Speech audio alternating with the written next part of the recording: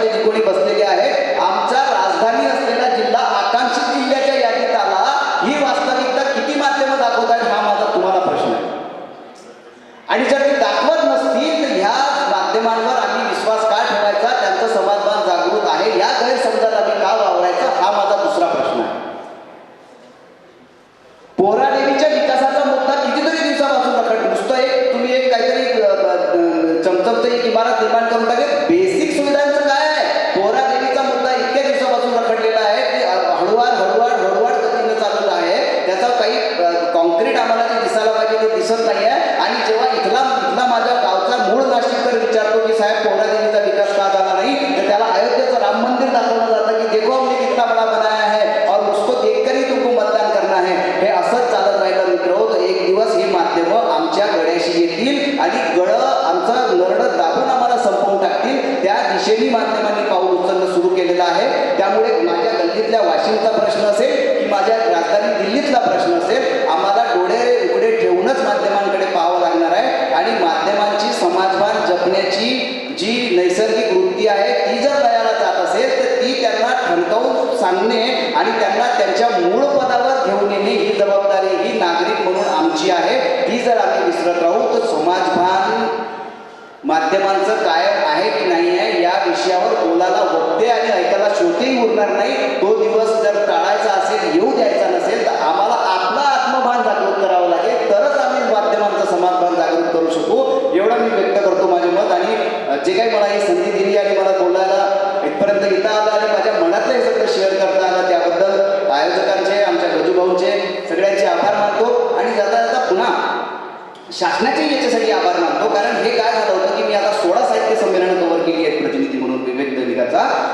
मोठं स्वरूप 2 कोटीचं शासन देते, 15 कोटी आयोजक देतात, मोठी संमेलनं होतात, मोठी गझल संमेलनं, परिसंवाद, 5-5, 7-7 मंडप असतात. पण माझ्या गावच्या मी जे याच्या आधीचा जो परिसंवाद चालू होता ती पोरं बघत होतो, ऐकत होतो. त्या पोरांचे वय आणि ते सांगत असलेले मुद्दे याची तुलना जर आम्ही केली तर आमच्या लक्षात येईल की आमची नवीन पिढी किती प्रगल्भ आहे आमच्यापेक्षा. पण त्यांना मंचच उपलब्ध झाला नसता जर अशी जिल्हास्तरीय संमेलनं झाली नसती. मी उदय सामंत आणि त्यांच्या सर्व सहकाऱ्यांचे आणि ज्या कोणी मुख्यमंत्र्यांनी हा निर्णय घेतला असेल की जिल्ह्यात आपण 5-5 लाख रुपये द्यायचे किंवा जे काही मी निधीवर जाणार नाही ती 2 लाख द्या, पैसे किती द्या, पण जिल्हावार संमेलनं झाली पाहिजे असा विचार महाराष्ट्र शासनाच्या मनात आला. तो अत्यंत अभिनंदनीय आहे, वंदनीय आहे, कौतुकास्पद आहे. आणि हे जे लोन आहे साहित्याचं हे झिरपत आता तालुकास्तरीय साहित्य संमेलनापर्यंत गेलं पाहिजे असं या मंचावरून मी शासनाला विनंती करतो आणि आपली रजा घेतो. धन्यवाद. सर, अशी रजा देणार नाही काही कारण तुम्ही इतकं सुंदर बोलले की माझ्या मनात एक पत्रकार म्हणून, एक रिपोर्टर म्हणून बरेच प्रश्न निर्माण झालेले आहेत. आता मला तुम्हाला तुम्ही सिनियर आहात, मी आत्ता पत्रकारितेत आलं, मला विचारायचं आहे मी रिपोर्टर म्हणून काय करावं. खरं तर हा रिपोर्टरला स्वतःलाच पडलेला प्रश्न असावा, पण याचं उत्तर मी तुमच्याकडून मागतोय. काय करावं जेणेकरून जे तुम्ही जे सांगितलं ते समाजभान मला राखता येईल. काय करावं म्हणजे आम्ही बातम्या देताना कसं असावं तुम्हालाच प्रश्न असेल. अर्थात मी अधिकारवाणीला उत्तर द्यावं वगैरे असं इतका मोठा नाही, पण माझं प्रामाणिक मत तुम्हाला सांगेल की माध्यमात नसायचं. मी 25 वर्ष माध्यमात घालवली, 5 मोठ्या दैनिकात काम केलं आणि 5 मोठ्या दैनिकात काम केल्यानंतर 25 वर्ष माध्यमात घालवल्यानंतर आणि ट्रेनिंग म्हणजे प्रशिक्षणार्थी उपसंपादक म्हणून काम सुरू केल्यापासून इथपर्यंत आल्यानंतरच्या अनुभवानंतर तुम्हाला सांगतोय की मुख्य प्रवाहातल्या कुठल्याही माध्यमात तुम्ही अजिबात येऊ नका. जर तुम्ही त्याला करिअरच्या दृष्टीने बघत असाल तरी येऊ नका.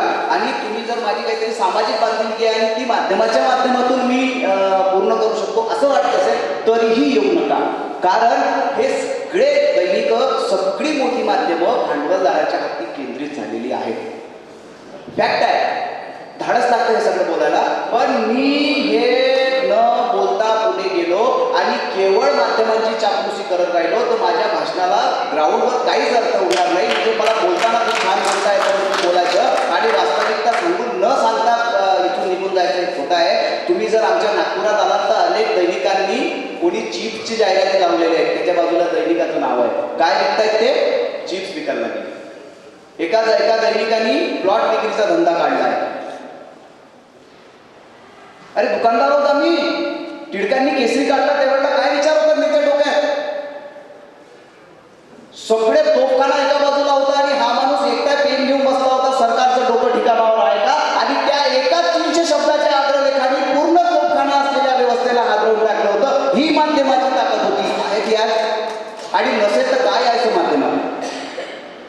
तुम्हाला सांगतो, पाणठेला टाका, किराणाच्या दुकान टाका, अगदीच नाईलाज असेल तर आईस्क्रीमचा गाडा चालवा, लिंबू पाणी लावा, आणि तेही जमत नसेल तर मिठांपासून मीडियात टाका.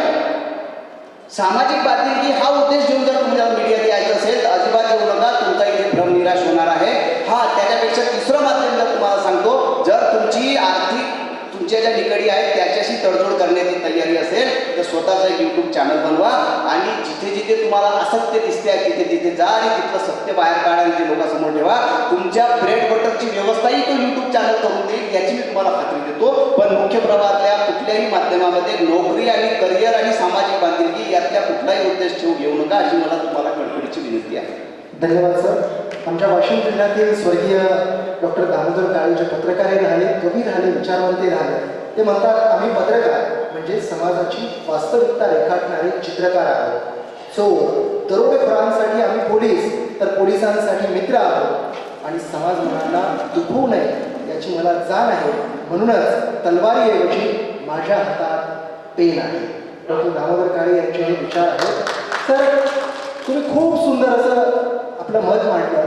मला यात एक आणखी थोडंसं जोडायचं आहे पत्रकार म्हणून, की समाजभान राखत असताना असेही पत्रकार आहेत की ज्यांनी या समाजभानासाठी, समाजाच्या प्रश्नासाठी आपल्या जीवाची बाजी लावली. अनेक यूट्यूबर सुद्धा आहेत ज्यांना अगदी सिमेंट खाली गाडलं गेलं. छत्तीसगडचं मागच्या वर्षीचंच उदाहरण आहे. अनेक पत्रकारांना याच समाजभान राखता राखता आपला जीव सुद्धा गमवावा लागला. यानंतर आपल्या, तुम्ही बोलणार आहे, थोडं बोलूया. आदरणीय माणिक डेरे सर आहेत आपल्या वाशिममध्ये, खूप दिवसांपासून सकारात्मक पत्रकारिता करण्यासाठी त्यांची ओळख आहे. त्यांनाही मी विनंती करतो की या पत्रकार समाज माध्यमांचं समाजभान या विषयाविषयी, माध्यमांचं समाजभान याविषयी आपण आपलं मनोगत व्यक्त करावं. प्रसार माध्यमांचं समाजभान.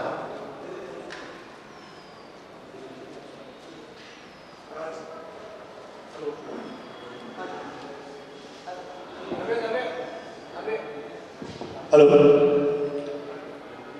अतिशय सुंदर असा परिसंवाद या ठिकाणी होतो आहे. पठाण सरांनी आणि आळे सरांनी सुंदर असं या ठिकाणी विश्लेषण केलेलं आहे. परंतु गेल्या 20 वर्षापासून विविध दैनिकामध्ये पत्रकारिता करीत असताना माझे अनुभव थोडक्यात या ठिकाणी मी तुम्हाला सांगतो आहे की वर्तमानपत्रसुद्धा समाजभान ठेवून असते. मी सकाळमध्ये असताना एक वृत्तमालिका सुरू झाली होती, सरणानंतरची धग. या मालिकेमध्ये विदर्भात किंवा जिल्ह्यामध्ये ज्या शेतकऱ्यांनी आत्महत्या केल्या, आत्महत्येनंतर त्या शेतकऱ्याचं कुटुंब, त्या कुटुंबाची परिस्थिती काय, त्या कुटुंबाचं एकंदरीत चित्र काय, याची एक वृत्तमालिका सरणानंतरची धग म्हणून सकाळी प्रकाशित केली होती. मानोरा तालुक्यामध्ये त्या काळामध्ये अनेक शेतकरी कर्जबाजारीपणामुळे आत्महत्या करीत होते, आणि त्यानंतर अशी एक वृत्तमालिका आम्ही त्या ठिकाणी चालवली होती. त्या वृत्तमालिकेमधून त्या शेतकऱ्याच्या कुटुंबाचं झालेलं नुकसान, त्या शेतकऱ्याच्या कुटुंबामध्ये असलेली विवाहित मुलगी, त्यांच्या मुलांचं शिक्षण कशा पद्धतीचं होईल, त्यांच्यासमोर आलेले अनेक प्रश्न त्या ठिकाणी उपस्थित झाले होते. आणि त्या वृत्तमालिकेमधून आम्ही ते सर्व उजागर केलं. त्या शेतकऱ्याच्या घरी जाऊन त्यांच्या कुटुंबाची मुलाखत घेतली, त्यांचे फोटो काढले, आणि एक सकारात्मक अशी बातमी तयार करून त्या बातमीच्या माध्यमातून तालुका प्रशासनाला हे त्या कुटुंबाला मदत देण्यासाठी भाग पाडले की सरकारची, शेतकऱ्याने आत्महत्या केल्यानंतर सरकारची मदत सर्व शेतकऱ्यांना मिळते अशातला भाग नाही. त्यामध्ये अनेक अडचणी असतात, परंतु छोट्या छोट्या अडचणी असल्यानंतरही शेतकरी त्या मदतीपासून वंचित राहतात. असं होऊ नये म्हणून ती वृत्तमालिका चालवली, आणि तालुक्यामध्ये अनेक शेतकऱ्यांना त्या ठिकाणी अनुदान मिळालं. अशी एक समाजभान जगणारी पत्रकारिता त्या ठिकाणी आजही काही वर्तमानपत्र होते आहे असं माझं प्रांजळ मत आहे.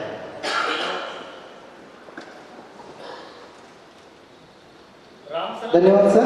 हां, आदरणीय प्राध्यापक राम धनगर सर, दूरदर्शनचे जिल्हा प्रतिनिधी, यांना मी विनंती करतो की त्यांनी कृपया मंचावरती विराजमान व्हावं, आणि त्यांचं स्वागत करण्यासाठी मी या ठिकाणी इरफान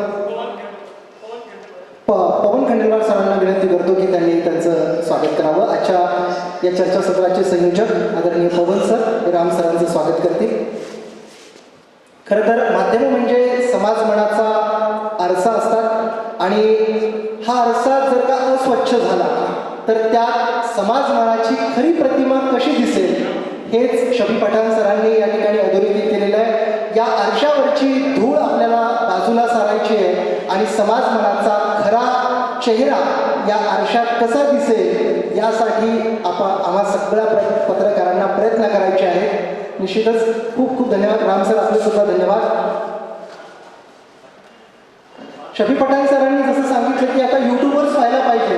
आमचे राम सर हे दूरदर्शनचे प्रतिनिधी आहेत, मात्र दूरदर्शन पत्रकार म्हणजे स्थानिक प्रश्नांना किती न्याय देऊ शकेल याबद्दल त्यांच्या मनात साशंकता आहे. म्हणून त्यांनी स्वतःचं एक वत्सकुंभ लाईव्ह नावाचं यूट्यूब चॅनल सुद्धा सुरू केले आणि यूट्यूब सुद्धा ते अतिशय उत्कृष्टरित्या चालवतात. मी आदरणीय राम सरांना माहिती देऊ इच्छितो.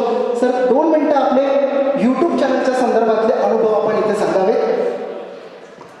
आदरणीय शफी पठाण सरांनी साधारणतः 2014 नंतरची जी वास्तविकता मांडली पुरेपूर तुमच्या मताशी सहमत आहे. कारण की स्वातंत्र्यपूर्वीची जी पत्रकारिता होती त्या काळामध्ये रॅडिकल लिबरल असे गट पडले होते, डावे उजवे तेव्हाही होते, मात्र त्यांचा जो ऑब्जेक्टिव्ह होता स्वातंत्र्यासाठी होता.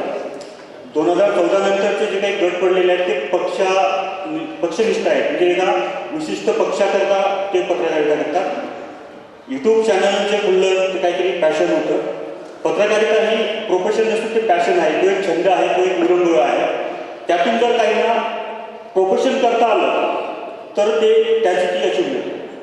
तर 2018 मध्ये मला यूट्यूब चॅनल खोलण्याचा मी विचार केला होता. असं काही ठरवलं नव्हतं की काहीतरी आपल्याला करायचं आहे, मात्र स्टोऱ्या करत गेलो सकारात्मक.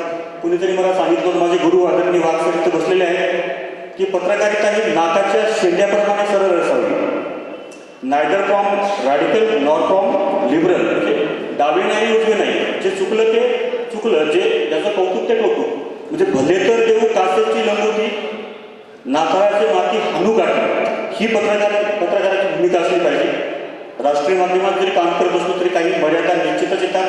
जसं सरांनी सांगितलं की प्रत्येक मीडिया हाऊस कुठल्या ना कुठल्या पक्षाशी विचारधाराशी ते आज संलग्न आहे, म्हणून मर्यादा येतात. म्हणूनच हा जो काही थर्ड आय आहे, कारण की पत्रकारिता ही लोकशाहीचा थर्ड अंपायर म्हणून तिच्याकडे पाहिलं जातं. म्हणूनच सध्याच्या परिस्थितीमध्ये जे काही युट्यूबर्स आहेत तर हे खुले आहेत, मुक्त आहेत, की यांना कंट्रोल करणार आहे, मात्र त्यांच्यामध्ये नीतिमत्ता जरूर असावी. सामाजिक अँगल जर असला तरच ती पत्रकारिता होती. कारण की हल्ली आपल्याकडे महागडे कॅमेरे आहेत. 1816 मध्ये सर पहिला कॅमेरा निघाला होता आणि हेलिओग्राफीच्या माध्यमातून त्या जोसेफ लिसेफर यांनी पहिलं कृष्णधवल चित्र काढण्यासाठी तब्बल 72 तासाचा अवधी त्यांनी घेतला होता. म्हणजे 72 तासामध्ये पहिलं कृष्णधवल चित्र त्या कॅमेऱ्यातून बाहेर आलं. सध्याच्या युगात आपण आर्टिफिशियल इंटेलिजन्समध्ये जगतोय. क्षणार्धात माहिती कुठं पण जाते. लेन्सेस किती जरी महागड्या असल्या, कॅमेरा कितीतरी महागड्या असल्या, सर्वात जास्त महत्त्वाचं काय वाटतं की तुमचं अँगल, तुमची ही लेन्स महत्त्वाची आहे. ही या लेन्समध्ये जर नीतिमत्ता असली तरच सकारात्मक पत्रकारिता आपल्याला करता येईल. नाहीतर काळ तर झपाट्याने बदललेलंच आहे. धन्यवाद सर, खूप खूप धन्यवाद. यानंतर आपण अगदी समारोपाकडे जातोय. अध्यक्षीय भाषण आदरणीय सनत आहाळे सर यांना मी विनंती करतो की त्यांनी सुद्धा या विषयावर आपलं मनोगत व्यक्त करावं. प्रसारमाध्यमांचं समाजभान हा विषय निवडल्याबद्दल मी आयोजकांचं मनपूर्वक अभिनंदन करतो. कारण की आज प्रसारमाध्यमांचं समाजभान हरवलेलं आहे, हे जे शफी सरांनी सांगितलं ती वस्तुस्थिती आहे. प्रसारमाध्यमं जशी पूर्वीच्या काळात विश्वसनीय होती आणि चांगलं काम करत होती, तशा प्रकारचं काम आज होत नाही आहे. त्यात एक कमर्शियलिटी आली, व्यावसायिकता आली आणि एक प्रकारचं समाजाला वास्तविकतेपासून दूर नेण्याची प्रवृत्ती आलेली आहे. जसं आपण चॅनलमध्ये पाहतो की ज्या दिवशी मोठी बातमी असते एखादी, त्या दिवशी दुसरं काहीतरी वेगळं उकरून काढलं जाते आणि ते दिवसभर दाखवलं जाते, म्हणजे डायव्हर्ट करण्याचा प्रयत्न केला जातो. तर हे परंतु प्रसारमाध्यमं म्हणजे केवळ वृत्तपत्र दूरदर्शन किंवा यूट्यूब चॅनल एवढंच नाही आहे. प्रसारमाध्यम ही एक व्यापक संकल्पना आहे. प्रसारमाध्यमांमध्ये पूर्वीच्या काळात कीर्तन प्रवचन हे सुद्धा प्रसारमाध्यमाचं साधन होतं. त्यानंतर काळ बदलत गेला, वृत्तपत्र आली, दूरदर्शन आलं आणि त्यानंतर हे यूट्यूब चॅनल आले आता. परंतु त्याहून एक मोठा धोका आज आपल्यासमोर प्रसारमाध्यमांचा आहे, तो म्हणजे ज्याला आपण व्हॉट्सअप युनिव्हर्सिटी म्हणतो. हे अत्यंत घातक आहे. त्याच्यावरून जे प्रसारित रोज होते, एक प्रकारचं विष पेरलं जाते एका समाजाचं दुसऱ्या समाजाविरोधात किंवा एका विशिष्ट विचारसरणीचं दुसऱ्या विचारसरणी विरोधात. तर हे विष पेरण्याचं काम व्हॉट्सअप चॅनलवरून, इंस्टाग्रामवरून, त्यानंतर वेगवेगळे हे जे प्रसारमाध्यमं नवीन उपस्थित झाली, इंटरनेटवरून खोटी माहिती प्रसारित केली जाते आणि लोकांची दिशाभूल केली जाते. तर हे सुद्धा समाजभारणापासून वेगळी गोष्ट आहे. वास्तविक त्याचा चांगला जर उपयोग केला तर प्रसारमाध्यमं ही जी व्यापक स्वरूपात आज मोठ्या प्रमाणात उपलब्ध आहे, त्याचा वेग जो वाढलेला आहे ते पाहता ती समाजाला पोषक होऊ शकतात. परंतु त्या दृष्टीनं समाज माध्यमांचा दुरुपयोग होत आहे आणि त्याच्यापासून सगळ्या लोकांनी जागरूक राहणं आवश्यक आहे. हा जो दुरुपयोग शफी सरांनी सुद्धा सांगितलं की जी टी व्ही चॅनल असतील किंवा वृत्तपत्र असतील की जी तुम्हाला दिशाभूल करतात आणि वास्तवापासून दूर नेतात, समाज हितापासून दूर नेतात, लोक शिक्षणापासून दूर नेतात, तर त्यांच्यावर बहिष्कार टाका. म्हणजे आपोआपच वाटते सर्व आणि त्या जे खोटी माहिती प्रसारित होते त्यावर विश्वास ठेवू नका. आजकाल तर लोक त्या व्हॉट्सअपवर एवढा विश्वास ठेवतात की त्यावर जी येणारी चुकीची माहिती खरी समजून त्या दृष्टीनं लोक त्याला हे करतात. मोठी दुर्दैवी गोष्ट आहे आणि यापासून आपण जागरूकता घेतली पाहिजे आणि त्यापासून तुम्ही म्हणजे सगळ्या लोकांनी या प्रसारमाध्यमाचा जो दुरुपयोग आहे किंवा त्याचं जे वाईट परिणाम आहे त्यापासून जागरूक राहिलं पाहिजे आणि त्यावर एक प्रकारचा कंट्रोल आपण ठेवलं पाहिजे, मानसिक कंट्रोल, असं मी या प्रसंगी सांगू इच्छितो. या संदर्भात बोलताना मला एक महत्त्वाचं हे करावं वाटते की SMC शिक्षण संस्था जी आहे ही या आपल्या वाशिमच्या सांस्कृतिक चळवळीचं किंवा सांस्कृतिक एक बदलाचं एक प्रेरणा स्रोत आहे आणि या माध्यमातून जे विविध कार्यक्रम आयोजित केले जातात. मागे साहित्य संमेलन घेतलं होतं इथे मोठं, त्यानंतर हे असं एक जिल्हा सांस्कृतिक संमेलन होत आहे. राम रहीम मेळावा आयोजित केला जातो की जो सामाजिक एकतेच्या दृष्टीनं आयोजित केला जातो.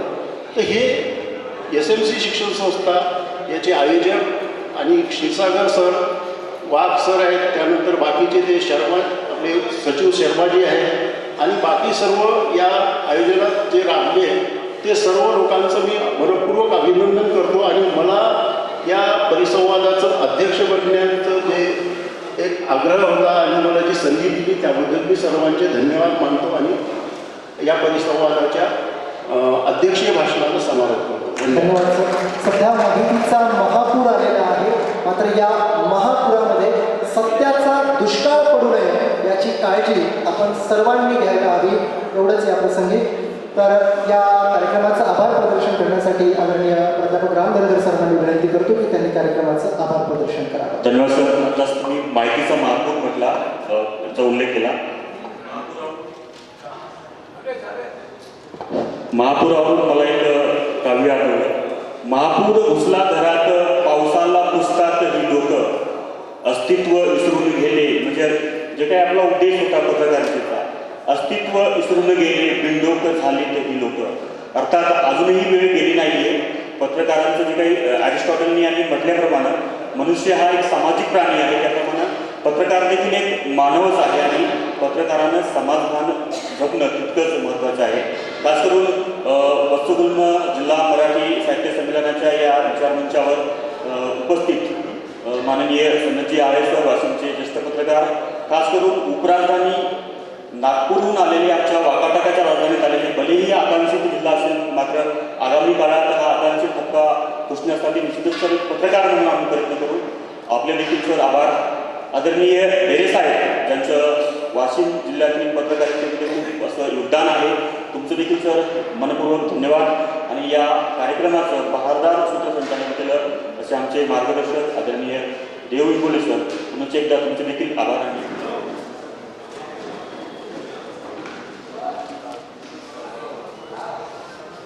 सर्वांचे पुनश्च एकदा मनपूर्वक धन्यवाद.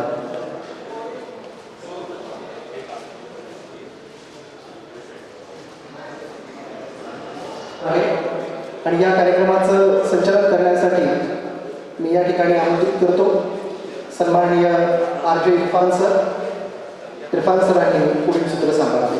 धन्यवाद.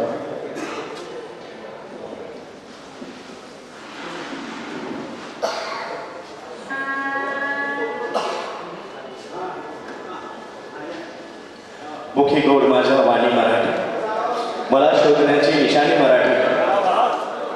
मुखी गोड माझ्या वाणी मराठी, मला शोधण्याची निशाणी मराठी. जरी मातृभाषा मराठी न माझी, उभ्या आयुष्याची कहाणी मराठी.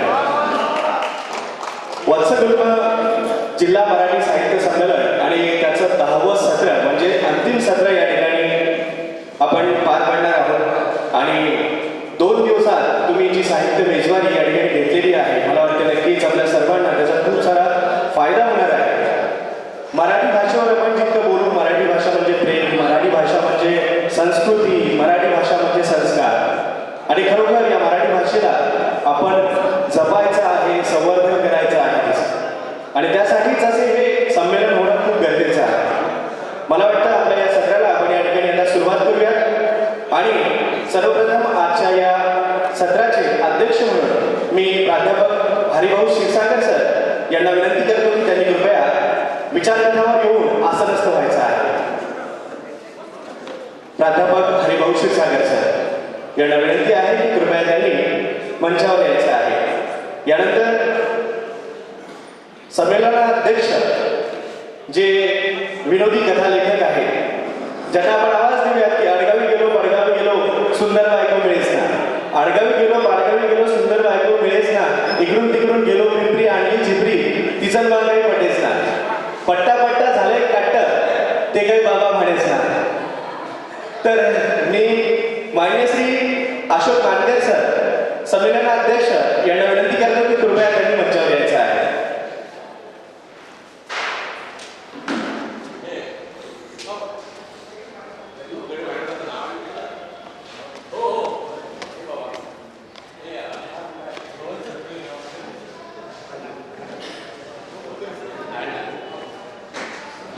यानंतर मी मंचावर येण्यासाठी मान्य श्री सदानंद देशमुख सर यांना विनंती करतो की त्यांनी कृपया मंचावर यायचं आहे. बारामस्कार म्हणून ज्यांना आपण ओळखतो असे सदानंद देशमुख सर यांना विनंती आहे की कृपया त्यांनी मंचावर यायचं आहे. यानंतर आजच्या या कार्यक्रमासाठी विशेष उपस्थिती म्हणून त्यांच्यासोबत प्राध्यापक श्री गणेश गीते सर माजी शिक्षणाधिकारी वर्धा यांना सुद्धा विनंती आहे की कृपया त्यांनी मंचावर यायचं आहे.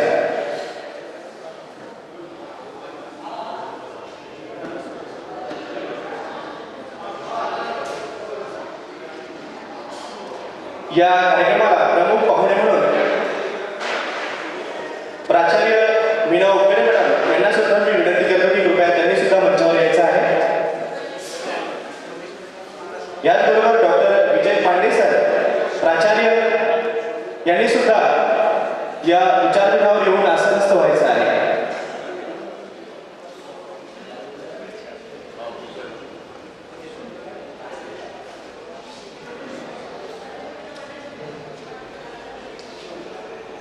मला वाटतं लगभग आपले जे पाहुणे आहेत ते आलेले आहेत आणि आपण सदानंद देशमुख सर यांच्या प्रतीक्षेत आहोत.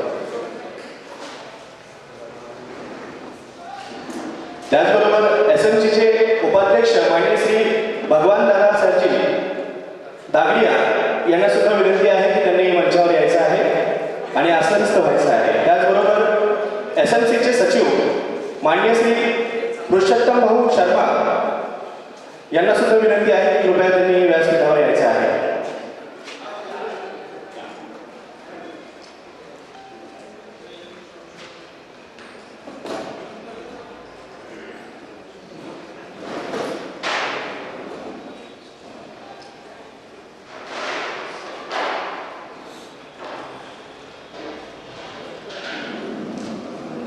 पाहुण्यांचं स्वागत आपण या ठिकाणी करूया.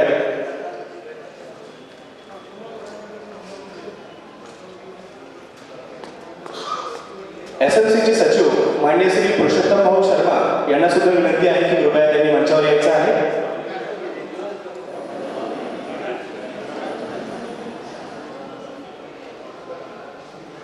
आजच्या आपल्या या सत्राचे अध्यक्ष प्राध्यापक हरिभाऊ क्षीरसागर सर यांचं स्वागत हाल्या हाल्या दूध दे कादंबरीकार माननीय श्री बाबाराव मुसळे सर करतील अशी मी त्यांना विनंती करतो.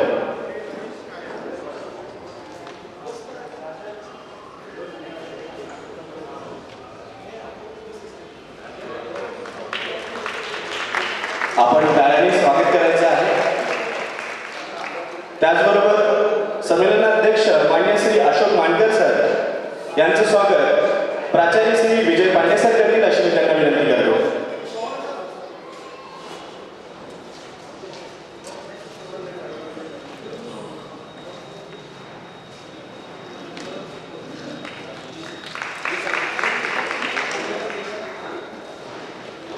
श्री सदानंद देशमुख सर यांचं स्वागत डॉक्टर विजय काळे सर करतील अशी मी त्यांना विनंती करतो. डॉक्टर विजय काळे सर.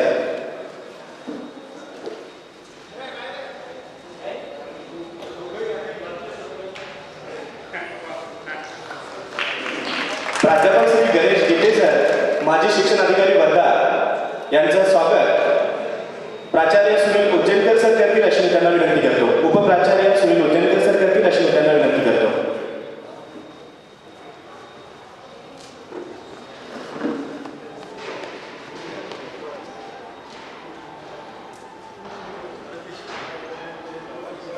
यानंतर प्राचार्य मीना उगडे मॅडम यांचं स्वागत डॉक्टर शुभांगी दामले मॅडम करतील अशी मी त्यांना विनंती करतो.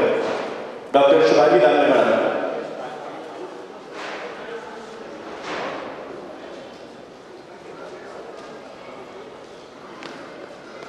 यानंतर प्राचार्य डॉक्टर विजय पांडे सर यांचं स्वागत पवन खंडेलवाल सर करतील अशी मी त्यांना विनंती करतो. पवन खंडेलवाल सर.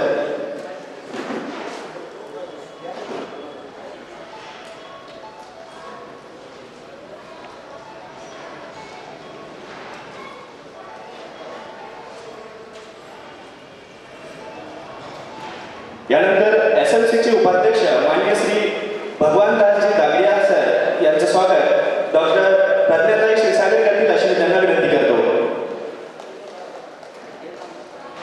SLCचे उपाध्यक्ष मान्य श्री भगवानदासजी दागडिया यांचं स्वागत डॉक्टर प्रज्ञाताई क्षीरसागर करतील अशी मी त्यांना विनंती करतो.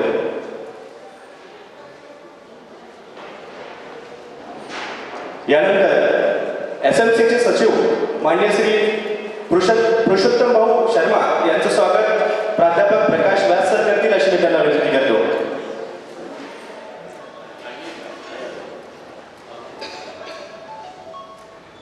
तर वत्सगुल्म जिल्हा मराठी साहित्य संमेलनाचं हे 10वं सत्र आणि अंतिम याचं समारोपीय प्रस्तावित करण्यासाठी मी मान्य श्री बाबाराव मुसळे सर यांना विनंती करतो की त्यांनी या समारोपीय प्रस्तावित करावं.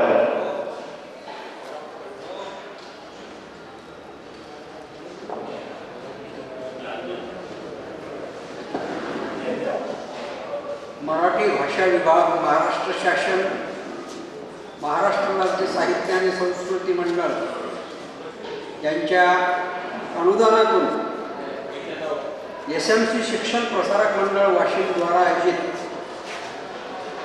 2 दिवसीय वत्सगुल्म जिल्हा मराठी साहित्य संमेलन 2025 काल आणि आज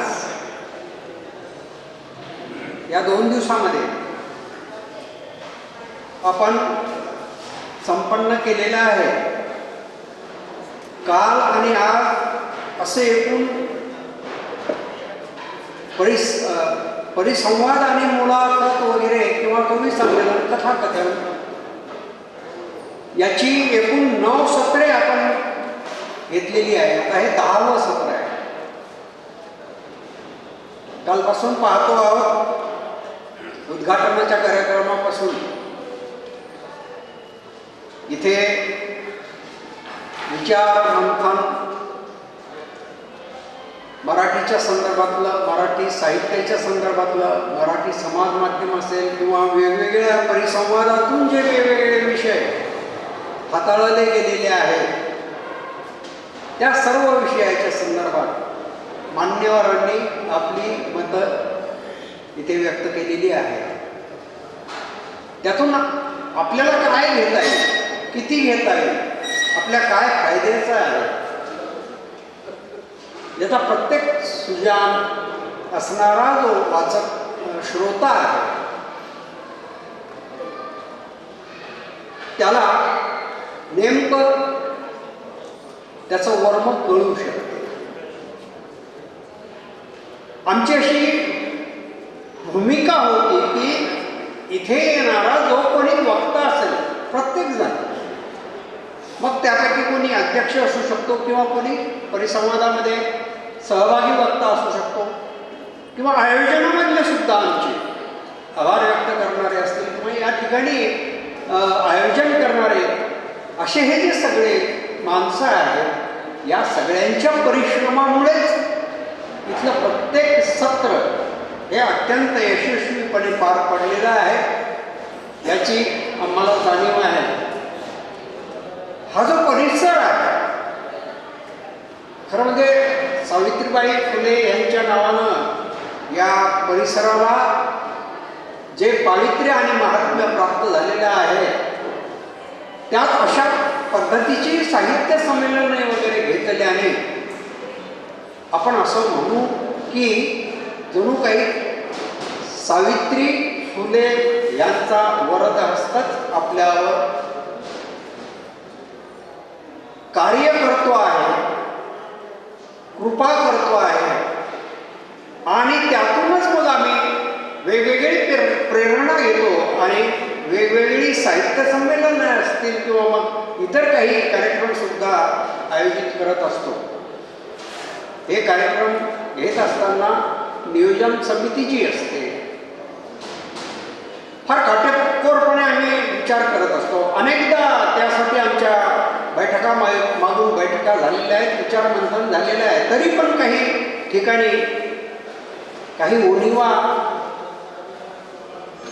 निर्माण झाल्या असतील, वाटल्या असतील तर तो आमचा दोष आहे किंवा तिथे आम्ही कमी पडलो आहोत याची आम्ही पूर्णपणे जाणीव ठेवतो आणि पुढच्या वेळी त्याच्यामध्ये कशी दुरुस्ती करता येईल, आता ज्या चुका झालेल्या आहेत त्या चुका कशा आपल्याला टाळता येतील आणि एकूणच जो कार्यक्रम आपल्याला 1 दिवसाचा असो 2 दिवसाचा असो कसा बहारदार करता येईल याचा आम्ही जरूर विचार करू. या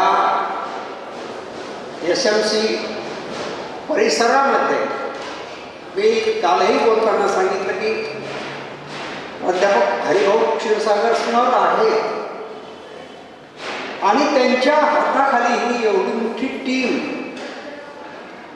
अगदी खालच्या सेवकापासून ते प्राचार्यापर्यंत अत्यंत सहृदयतेनं हे सगळं काम आपलं समजून करतात आणि म्हणूनच अशा प्रकारचं यश अशा फार मोठ्या आयोजनाला लाभू शकते याची सुद्धा आम्हाला जाणीव आहे. यापुढे सुद्धा या मंडळींचं आम्हाला सहकार्य अशाच पद्धतीनं मिळावं अशी आम्ही अपेक्षा करतो. कारण त्या दिवशी दाते सर जे आपले उद्घाटक होते ते बोलताना मला असं म्हणाले होते की बाबाराव तुम्हाला आता याहीपेक्षा मोठं साहित्य संमेलन पुढे घ्यायचं आहे बरं काय. म्हणजे त्यांच्या मनामध्ये काय अखिल भारतीय साहित्य संमेलन घ्यायचा असा विचार आहे का, आणि जर तसा तो असेल तर त्यासाठी सुद्धा आम्ही सज्ज आहोत. आम्ही त्या संधीची गेली 2 वर्ष वाट पाहतो आहोत, ती आम्हाला प्राप्त व्हावी अशी आमची सर्वांची इच्छा आहे. मित्रांनो, आपल्याशिवाय म्हणजे जे श्रोते आहेत त्यांच्याशिवाय या सगळ्या गोष्टी म्हणजे वल्गना आहेत. तुम्ही आहात म्हणून आम्ही आहोत, तुम्ही आहात म्हणून हे सगळे कार्यक्रम आहेत. आणि म्हणून मी तुमच्या सारख्या श्रोत्यांनाच विनंती करेन की हा जो काय म्हणू त्याला आपण पहाड आहे याला टेकू देण्याचं काम तुम्ही यशस्वीपणे करावं अशी मी विनंती करतो. आणि थांबतो. धन्यवाद.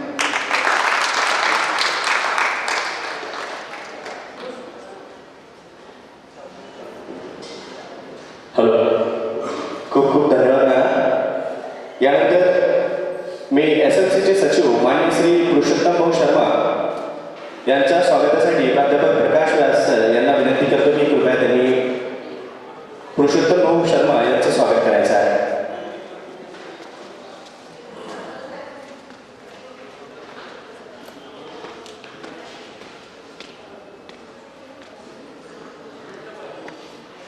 आताच नानांनी सांगितलंय की साहित्य संमेलन होत राहणं किती महत्त्वाचं आहे आणि खरोखर आपण पाहतो की असे रत्न ज्यावेळेस आपल्याला हे सांगतात तर खरंच आपल्या जिल्ह्याला त्यांनी वेगळी ओळख निर्माण करून दिलेली आहे.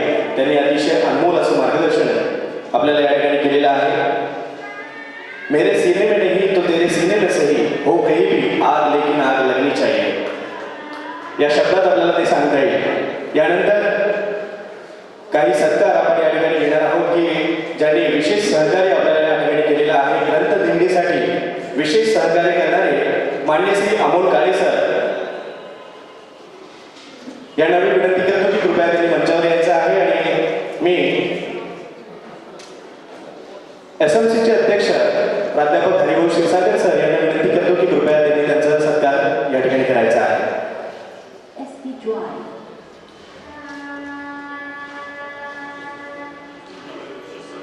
बिलकुल, दिंडीमध्ये विशेष सहकार्य सरांचा आपल्याला लाभलेला आहे. त्यानिमित्त या ठिकाणी सरांचा विशेष सन्मान सत्कार या ठिकाणी होत आहे.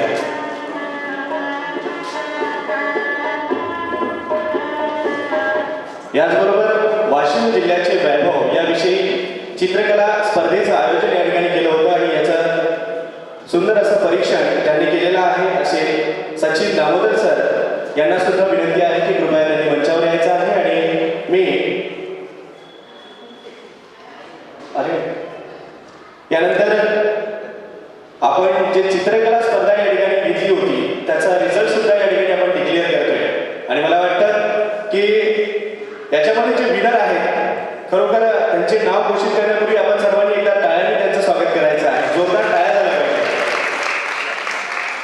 चित्रकलेचा विषय होता वाशिम जिल्ह्याचे वैभव आणि यासाठी 3 क्रमांक या ठिकाणी या स्पर्धेमधून काढण्यात आलेले आहेत. तर 3रा क्रमांक ज्यांनी पटकावलेला आहे अशा SMCच्या विद्यार्थिनी आहेत खुशी नरेंद्र कवर यांना मी विनंती करतो की कृपया त्यांनी या ठिकाणी यायचं आहे, मंचावर यायचं आहे. आणि यांच्या बक्षिसाचं स्वरूप आहे 1000 रुपये आणि सन्मान चिन्ह. तर मी सदानंद देशमुख सर यांना विनंती करतो की कृपया त्यांनी या विद्यार्थिनीला सन्मानित करायचं आहे. याचबरोबर या स्पर्धेमध्ये द्वितीय क्रमांक पटकावलेला आहे कानडे इंटरनॅशनल स्कूलची विद्यार्थिनी खुशी राम गाभे. खुशीला सुद्धा विनंती आहे की कृपया त्यांनी मंचावर यायचं आहे. आणि तिच्या बक्षिसाचं स्वरूप आहे 1500 रुपये आणि सन्मान चिन्ह. मी अशोक मानकर सर यांना विनंती करतो की कृपया त्यांनी तिला सन्मानित करायचं आहे.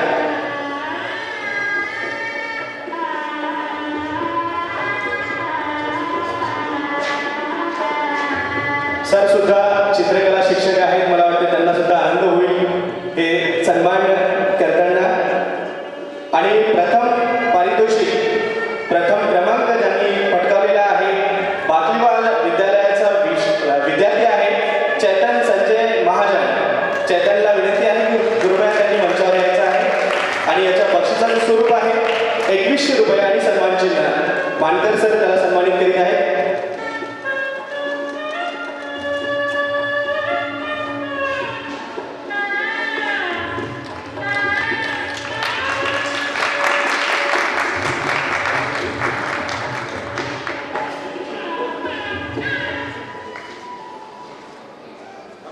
आणि यानंतर विशेष सत्कार आहे. जसं आपण म्हणूया की SMCचे अध्यक्ष जे आहेत प्राध्यापक हरिभाऊ क्षीरसागर सर हुकूम सोडतात आणि त्याची तामील करण्यासाठी एक टीम आहे जी अहोरात्र झटत असते. आणि इतकं सुंदर असा हे परिसर ठेवण्यामध्ये असेल किंवा हा कार्यक्रम या ठिकाणी पूर्णत्वास नेण्यासाठी ज्यांनी हातभार लावलेले आहेत आणि त्याला नाव सन्मान दिलेला आहे की कष्टकरी हातांचा सन्मान. तर आता आपण कष्टकरी हातांचा सन्मान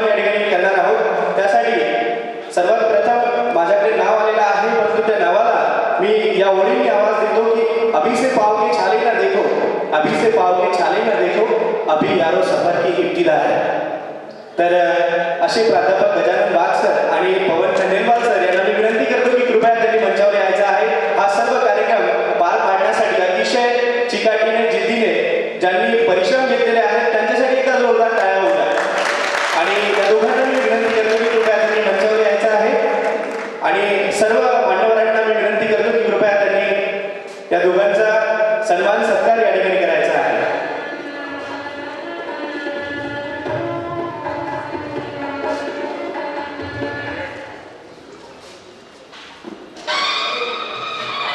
असे हे कष्टकरी हात ज्यांनी या सर्व कार्यक्रमाला त्याचबरोबर या परिसराला आणि आपल्या सर्वांची सेवा ज्यांनी केलेली आहे असे हे कष्टकरी हात यांचा सन्मान सत्कार या ठिकाणी होत आहे. जोरदार टाळ्या झाल्या पाहिजे. यानंतर मी विनंती करतो वंदना दत्ता नानकर यांना की कृपया त्यांनी मंचावर यायचं आहे.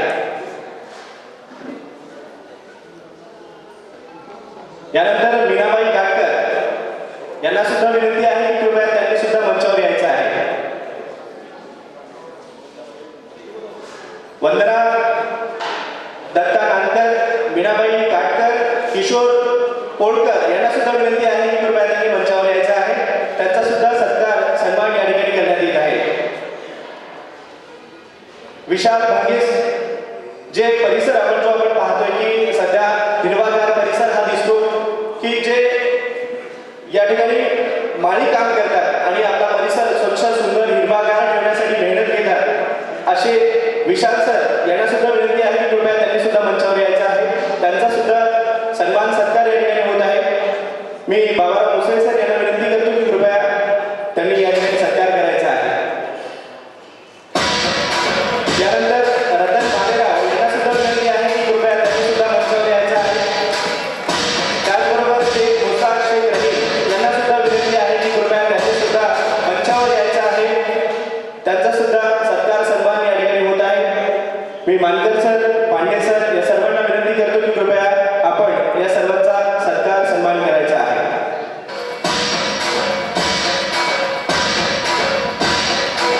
लोग जिस हाल में मरने की दुआ करते हैं मैंने उस हाल में जीने की कसम खाई है. अशी काही मंडळी असते की जी खरोखर मनाने तनाने आणि तन्मन धनाने काम देत असते.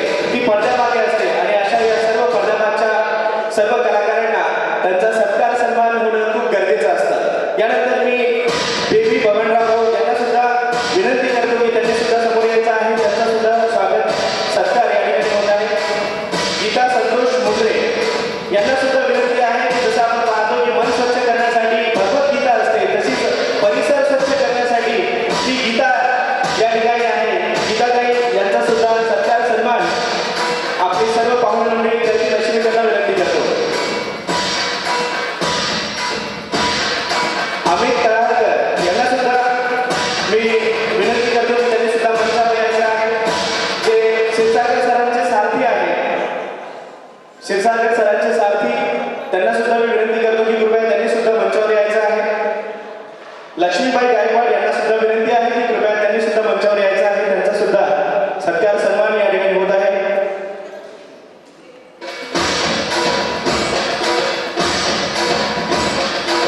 या परिसराला जे सिक्युरिटी देतात असे श्रीकृष्ण पाटील यांना सुद्धा विनंती आहे की कृपया त्यांनी सुद्धा मंचावर यायचं आहे. त्यांचा सुद्धा सत्कार सन्मान या ठिकाणी केला जात आहे. रमेश किसन साबळे यांना सुद्धा विनंती आहे की त्यांनी सुद्धा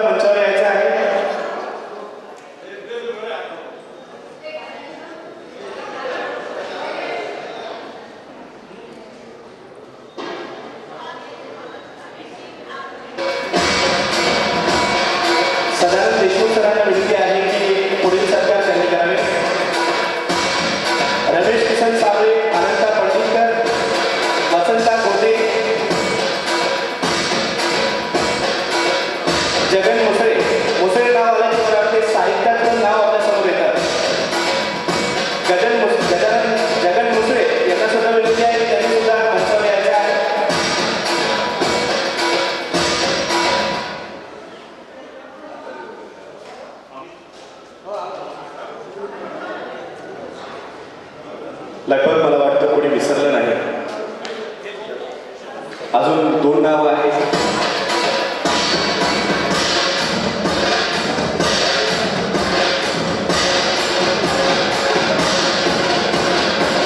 आणि खरोखर 2 दिवसापासून आपण पाहतो की साहित्य वाचनासाठी जी पुस्तकं असतात, पुस्तकाशिवाय आपण म्हणतो की ज्ञानदान नाही आहे.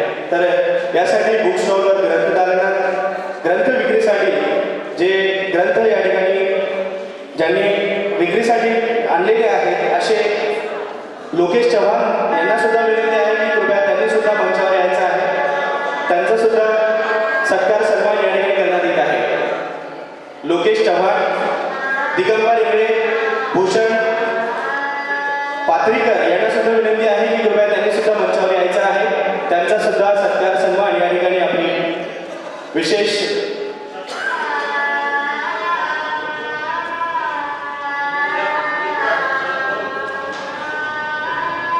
त्याचबरोबर आपल्या सर्वांना आपल्या कर्णामध्ये असा सुंदर सुमधुर आवाज जाण्यासाठी ज्यांनी प्रयत्न केलेले आहेत, ज्यांनी साऊंड सिस्टीम थोडीही ब्रेक न होऊ देता आपल्यापर्यंत आवाज पोहोचवण्याचं माध्यम साऊंड सिस्टीम आणि या साऊंड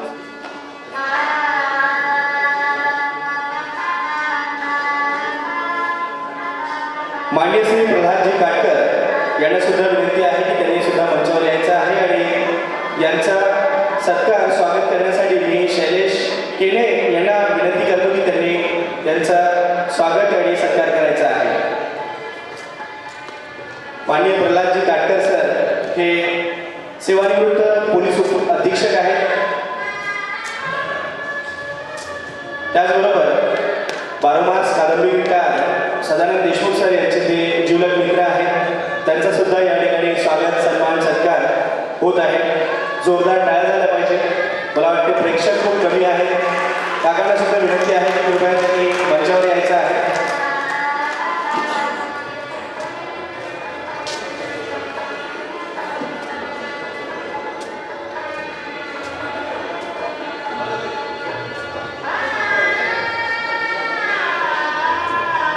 ग्रंथ विक्रीसाठी संतोष ढोरे यांना सुद्धा विनंती आहे की त्यांनी सुद्धा मंचावर यायचं आहे. संतोष ढोरे.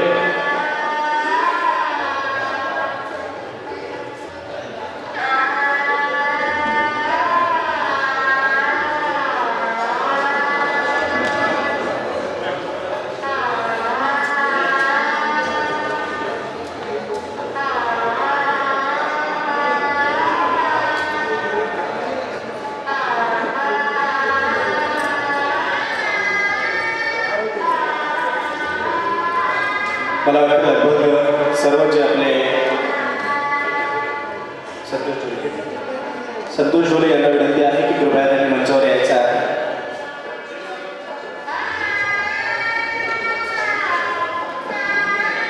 खरोखर हा परिसर आज धन्य झालेला आहे कारण कष्टकरी हातांचा सन्मान सत्कार या ठिकाणी झालेला आहे.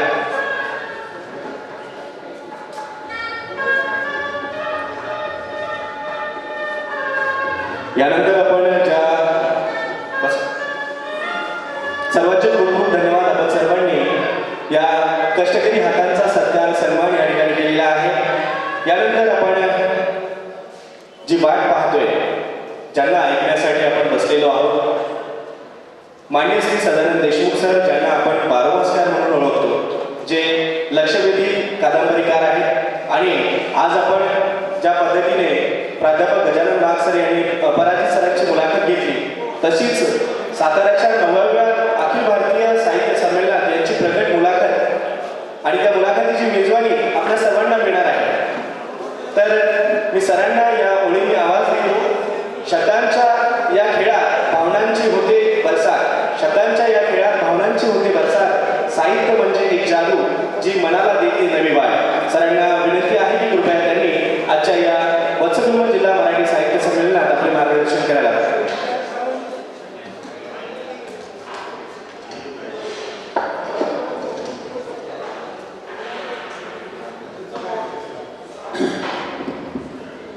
या वाशिम येथे होणाऱ्या जिल्हा साहित्य संमेलनाचे स्वागताध्यक्ष आणि साहित्यिकांचे आधारस्तंभ प्राध्यापक क्षीरसागर सर, या संमेलनाचे अध्यक्ष आमचे मित्र अशोकरावजी मानकर, व्यासपीठावर उपस्थित असणारे आमचे बुलढाणा येथे असताना जिल्हा उपाधीक्षक UISP या पदावरून निवृत्त झालेले मित्र जे सध्या वाशिमला राहतात, प्रल्हादरावजी काटकर सर, माझ्यासोबत माझे जिवलग मित्र आलेले आहेत, प्राध्यापक गणेश गीते सर, ते सुद्धा एक ललित लेखक आहेत आणि बुलढाणा येथील प्रसिद्ध एडेड संस्थेचे प्राध्यापक होते, काही काळ ते शिक्षण अधिकारी सुद्धा होते, ते सुद्धा या ठिकाणी आलेले आहेत. व्यासपीठावर उपस्थित असणारे इतर सर्वच आणि या संमेलनासाठी असणारे थोडे म्हणजे गर्दी जरी नसली तरी गर्दी असणारा आपला हा रसिक वर्ग, आपल्या सर्वांना मी या निमित्तानं शुभेच्छा देतो.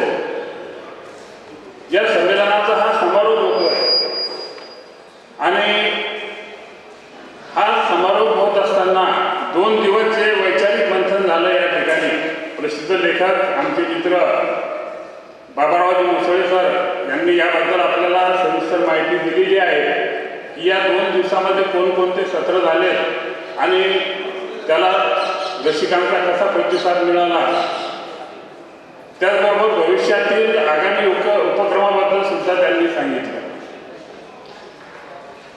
या संमेलनाचं आयोजन नियोजन अतिशय नेटक्या स्वरूपात होतंय. माझ्या भाषेत माझ्या शब्दात सांगायचं तर आमच्या गीते सरांना माझा शब्द माहीत आहे, काटकर सरांनाही माहीत आहे की अतिशय मोहतुंबी असं हे वातावरण आहे. म्हणजे मोह तुंबवून ठेवणारं हा निसर्गरम्य परिसर, या ठिकाणची झाडी, या ठिकाणची वास्तू. यापूर्वी सुद्धा मी अनेक वेळा वाशिमला आलेलो आहे. इथं क्षीरसागर सरांनी जी व्याख्यानं आयोजित केलेली होती त्या व्याख्यानात मी भाषणं सुद्धा दिलेली आहेत. पण आज काही मी फार मोठं भाषण देणार नाही कारण आज समारोपाचा कार्यक्रम आहे.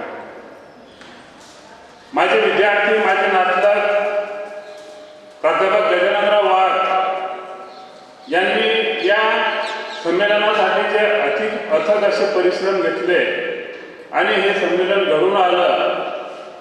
वस्तुगुण या ठिकाणी म्हणजे या वाशिम नगरीमधील जे साहित्य रसिक असतील, जे साहित्य लिहिणारे असतील, जे साहित्य लिहू इच्छित आहेत, अशा सर्वांना या संमेलनाच्या माध्यमातून या 2 दिवसामध्ये जी 10 सत्र एकूण पार पडली त्या 10 सत्रामधून निश्चितच वैचारिक, वाङ्मयीन आणि सांस्कृतिक खाद्य मिळालेलं असेल यात काही शंकाच नाही. खरं म्हणजे वाशिम ही जी भूमी आहे, हा जो परिसर आहे, याला ऐतिहासिक पौराणिक अशी पार्श्वभूमी आहे. मराठी भाषेतला जो पहिला ग्रंथ हाल राजाने लिहिला, म्हणजे दीर्घकाळपर्यंत त्याचं लेखन सुरू होतं आणि राजा हाल याने जी गाथा सप्तशती नावाचा ग्रंथ म्हणजे त्या काळच्या त्या कविता त्याचं संपादन केलं होतं.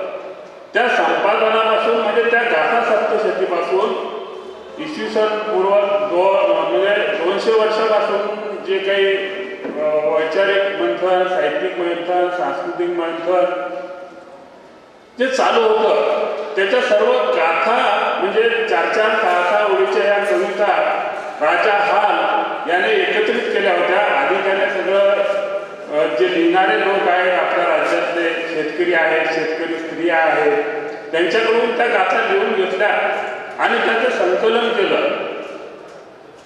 त्यातल्या 700 गाथा त्याने निवडल्या आणि त्याचं पुस्तक संपादन केलं. तो मराठी भाषेचा अतिशय आद्य असा ग्रंथ सांगितला जातो आणि तो श्रमसंस्कृतीशी निगडीत आहे, तो शेतकऱ्यांशी निगडीत आहे, कष्टकऱ्यांशी निगडीत आहे. तर त्याचे संदर्भ वाचत असताना, त्या ग्रंथातून संदर्भ वाचत असताना आपल्याला या परिसराचं सुद्धा त्यात दर्शन घडून येतं. वाकाटक नावाने ही भूमी प्रसिद्ध होती, त्याच्यानंतर वस्तुगुण, त्याच्यानंतर आज वाशिम या नावाने अनेक क्षेत्रात आघाडीवर असलेलं हे शहर आहे आणि या शहरामध्ये हे संमेलन होणं ही अतिशय आनंददायी अशी बाब आहे.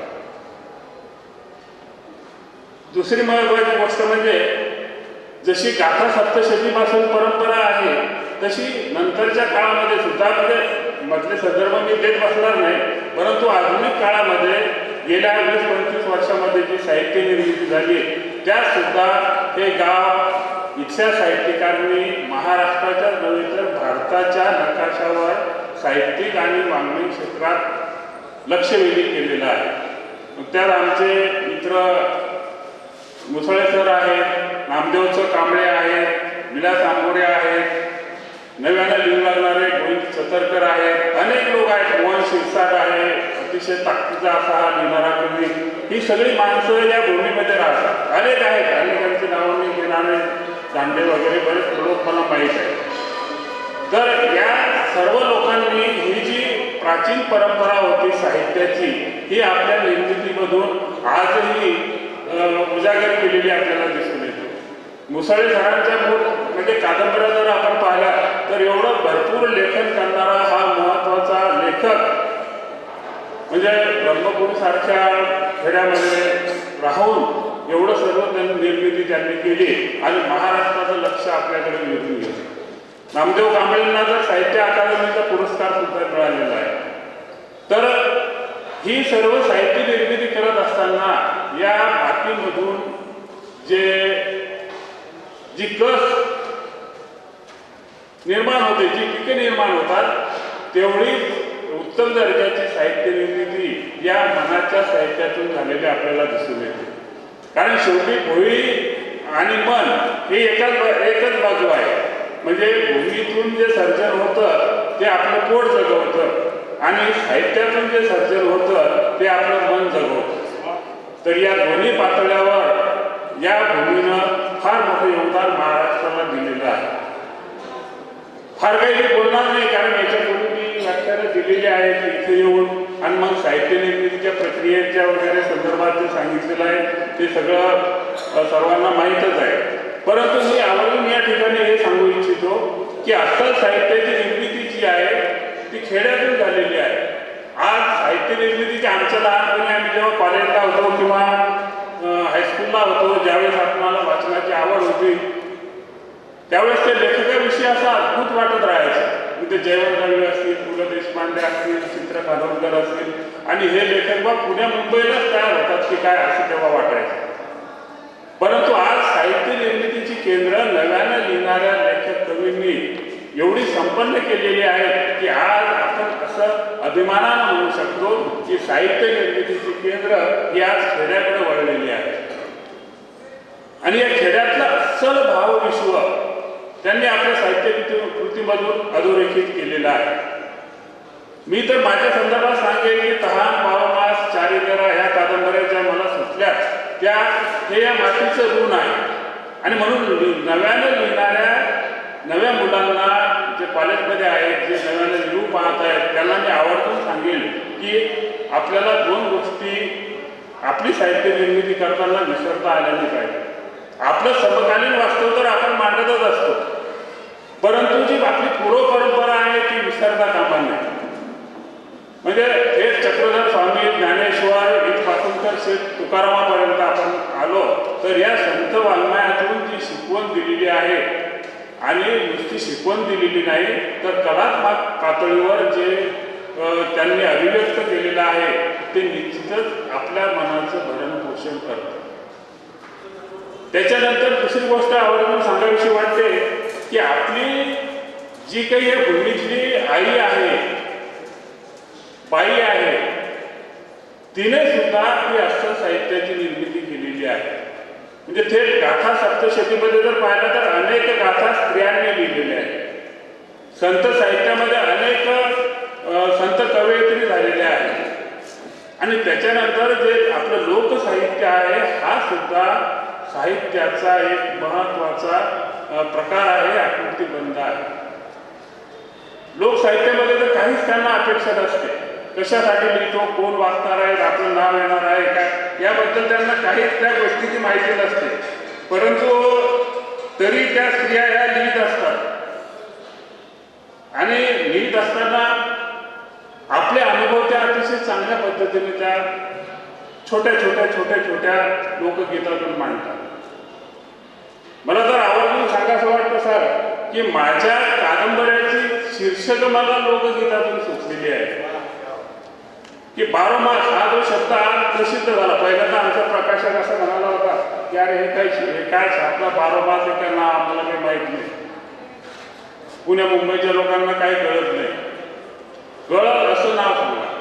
म्हटलं अरे तो आमचा प्रादेशिक शब्द आहे आणि आमच्या शेतीवाडीत सतत वापरला जातो. नाही म्हटलं नाव बदला. म्हटलं नाव बदलणार नाही. आणि योग असा आला पुढं की तेच नाव अगदी भारतभर प्रसिद्ध झालं की त्या कादंबरीला दिल्लीचा साहित्य अकादमीचा पुरस्कार तर मिळाला भारत सरकारचा, पण तिचं 22 भाषांमध्ये भाषांतर होणार आहे. आतापर्यंत तिचं 8 ते 10 भाषेत भाषांतर झालं आणि ते करतानाही मी सांगितलं होतं नाव बारोमासच लागेल. कारण बारोमास हा शब्द मला माझ्या आईकडून कळला होता.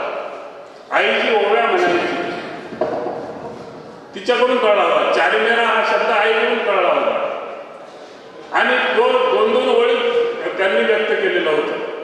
एक चारीमेरा शब्दाचा ओळी सांगताना मी म्हणेन की ती ओळी अशी होती की एक मुलगी आहे आणि पूर्वी सासुरवास असायचा मुलीला. ती सासरी नांदायला जायची आणि मग माहेरी आल्यानंतर तिला माहेरचे विचारायचे की बाई कसं काय तुझे सासरचे लोक कसे काय आहे, नवरा कसा आहे, सासरा कसा आहे, सासू कशी आहे. तर सासरवास हे अपेक्षितच होतं पूर्वीच्या काळात. आज नाही तुम्ही सासरवास सहन करत. आता तर सुनवास सुरू झालेला आहे. सुनाच सासऱ्याला त्रास देतात. पण मग ती मुलगी सांगते तर ती मुलीची आई तिला समजावून सांगताना म्हणते की बाई हा संसार असाच असतो, यात हे असं तुला सहन करावंच लागतं. कारण 2 दिवस सासूचे पुढं तूही सासू असून तुझेही दिवस येते. आणि ते सांगताना तिच्या ओळीतून म्हणते की लेकी सासरवास पुरा बोलली माऊली लेकी सासरवास पुरा चरकात ऊस पिळला चारीमेरा. चारीमेरा कसा ऊस पिळला जातो चरकात, तसंच स्त्रीला पिळून निघावं लागतं. पहा किती मोठा संदेश फक्त 2 ओळीतून दिलेला आहे. बारोमास हा शब्द मला एका शृंगारी ओळीत सापडला की बहीण आहे, तिच्या भावाचं लग्न झालेलं आहे, बहिणी घरात आलेली आहे आणि मग ती त्या लोकगीतातून म्हणते की सीता मालनीच्या सीतावहिनीच्या अंगाचा येते वास, सीतावहिनीच्या अंगाचा येते वास, दादाच्या खिशामध्ये केवढा बारोमास. तिच्या अंगाचा वास येते कारण दादाच्या खिशात केवढा बारोमास. फार किती सूचकता आहे. फार सूचकपणे फार मोठा अर्थ, फार मोठा शृंगार, फार मोठा सांस्कृतिक संचित या ओव्यातून व्यक्त झालेला आहे. अनेक उदाहरणं देता येतील की तो त्या 2-2 ओळीतूनच अनेक उदाहरणं दिलेली आहेत की आपल्याला जगण्याचा संदेश देतात. संत साहित्यामध्ये ज्ञानेश्वर महाराज म्हणतात की कलेविन सोपटे आठी कलशे लागले एक दाटे, काय करावं गोमटे ओस नगर. फार किती सुंदर संदेश दिलेला आहे की एखादं सुंदर म्हणजे शेतावर ज्वारी पेरलेली आहे, घाटं उगून आलेली आहेत, कणस लागलेली आहेत, पण त्या कणसात दाणेच नाही. त्याचा काय फायदा आहे. सुंदर शहर आहे, इमारती आहेत, रस्ते आहेत, पाणी टंचाईचा प्रश्न नाही, पण त्या गावात जर माणसंच राहत नाही तर ते शहर काय कामात आहे. गणे सोपटे आठी कलशे लागली एक दाटे, काय करावं गोमटे ओस नगर. हा संदेश कशासाठी देतात ते की तुमचा मानव जन्म हा सुद्धा अशासाठी आहे की तुम्ही तुमच्या आयुष्यात काहीतरी कर्तव्य, काहीतरी लक्षवेधी काम केलं पाहिजे, नाहीतर तुमचा जन्म सुद्धा त्या होत गेलेल्या कणसासारखाच आहे. आणि काहीतरी म्हणजे काय करायचं तर हे आपल्याला आपली अभिव्यक्ती सुचवतात. मग तो अभिनय असेल. पूर्वीच्या काळी खेड्यापाड्यामध्ये नाट्य सादर व्हायचे, त्या अभिनयातून लोक व्यक्त व्हायचे. पूर्वीच्या काळी लोकगीतं लिहिली जायची, त्यातून लोक व्यक्त व्हायचे. आज कथा लिहिल्या जातात, कविता लिहिल्या जातात, गाणे लिहिले जातात, चित्रपट निघतात, नाटकं होतात. ही सगळी अभिव्यक्तीची माध्यमं आहेत आणि ही अभिव्यक्तीची माध्यमं तुमचं जगणं सुकर करत असतात, तुमच्या जगण्याला चव देत असतात आणि म्हणून अशा साहित्य संमेलनाची आवर्जून गरज असते. आज ते संमेलन महाराष्ट्र शासनानं अगदी जिल्ह्यातून प्रत्येक ठिकाणी संमेलन व्हावं यासाठी प्रयत्न केले. साहित्य संस्कृती मंडळाच्या माध्यमातून त्यासाठी अनुदान दिलं जातं आणि त्याचा हाच हेतू आहे की तुमच्या जगण्याला चव यावी.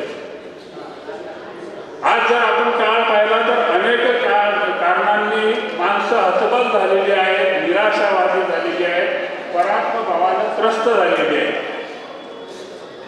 हे प्रत्येक काळातच होत आलं. म्हणजे सामाजिक संकटही प्रत्येक काळातच होती.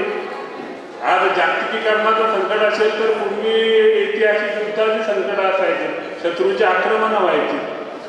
परंतु या सगळ्यातून माणसांना जगण्याचं बळ देण्याचं, त्यांची नकारात्मकता घालवण्याचं काम हे प्रत्येक पातळीवर अभिव्यक्त झालेल्या कलाकृतींनी केलेलं आहे. आकृतीबंध बदलला. कधी ती कादंबरी लिहिल्या गेली, कधी कथा लिहिल्या गेली, कधी कविता लिहिल्या गेली, कधी लोकगीतं लिहिल्या गेले, कधी अभिनय केला गेला. माध्यमं बदलली पण त्याचं जे ध्येय होतं ते कायम राहिलं आणि ते म्हणजे अभिव्यक्ती. तरी अभिव्यक्तीची व्यासपीठं मिळवून देण्यासाठी पहिल्यापासून काही मंडळी कार्यरत आहेत. अगदी आमच्या लहानपणी आम्ही परवा पाहायचो, गावात पटांगणात ती गवली व्हायची, नाट्य व्हायचे, भजनं व्हायचे. त्याच्यासाठी लोक घरं बैठका उपलब्ध करून द्यायचे.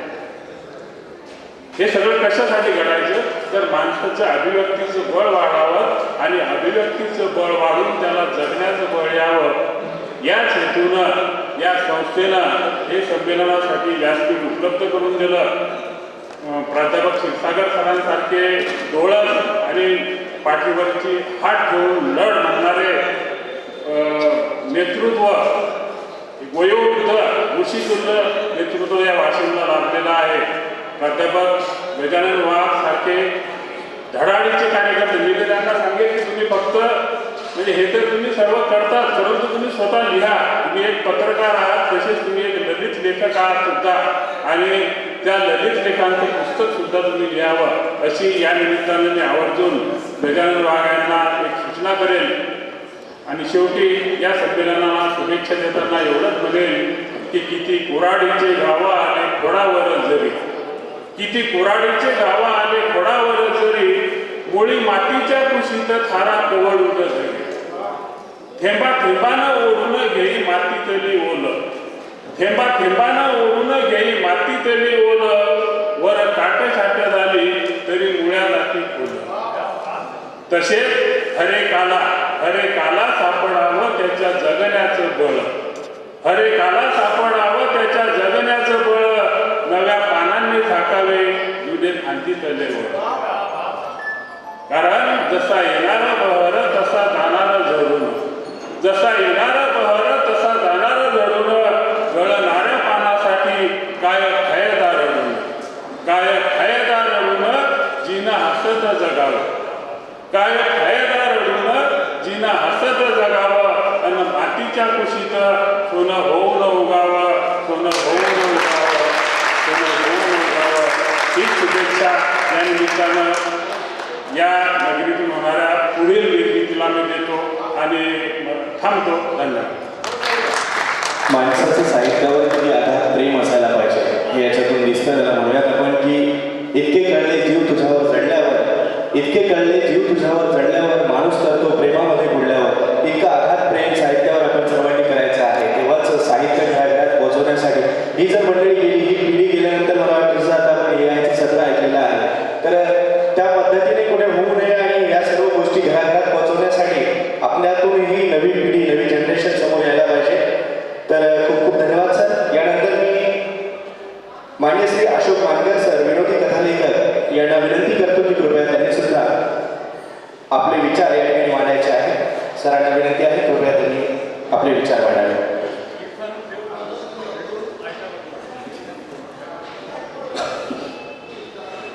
कालपासून सुरू असलेल्या या माया मराठीच्या जागराचा हा दुसरा दिवस आणि या दुसऱ्या दिवसातलं हे शेवटचं सत्र. या ठिकाणी मला बोलायला किती वेळ आहे ते संयोजकांनी सांगितलं नाही आणि काल मी भरपूर वेळ घेऊन बोललो. ती वेळ काही मी येऊ देणार नाही. देशमुख सरांनाही लवकर जायचं आहे. तर या कार्यक्रमाला उपस्थित असलेले, या कार्यक्रमाची शोभा वाढवणारे बारोमास्टर, माझे जुने मित्र मान्य सदानंद देशमुख, इतर सगळे कालचेच मान्यवर आणि उपस्थित सगळे रसिक सद्गृहस्थ मंडळी, बंधू भगिनी, मला या संमेलनाचा अध्यक्ष निवडलं त्याच्याबद्दल मी काल आयोजकांचे आभार मानले.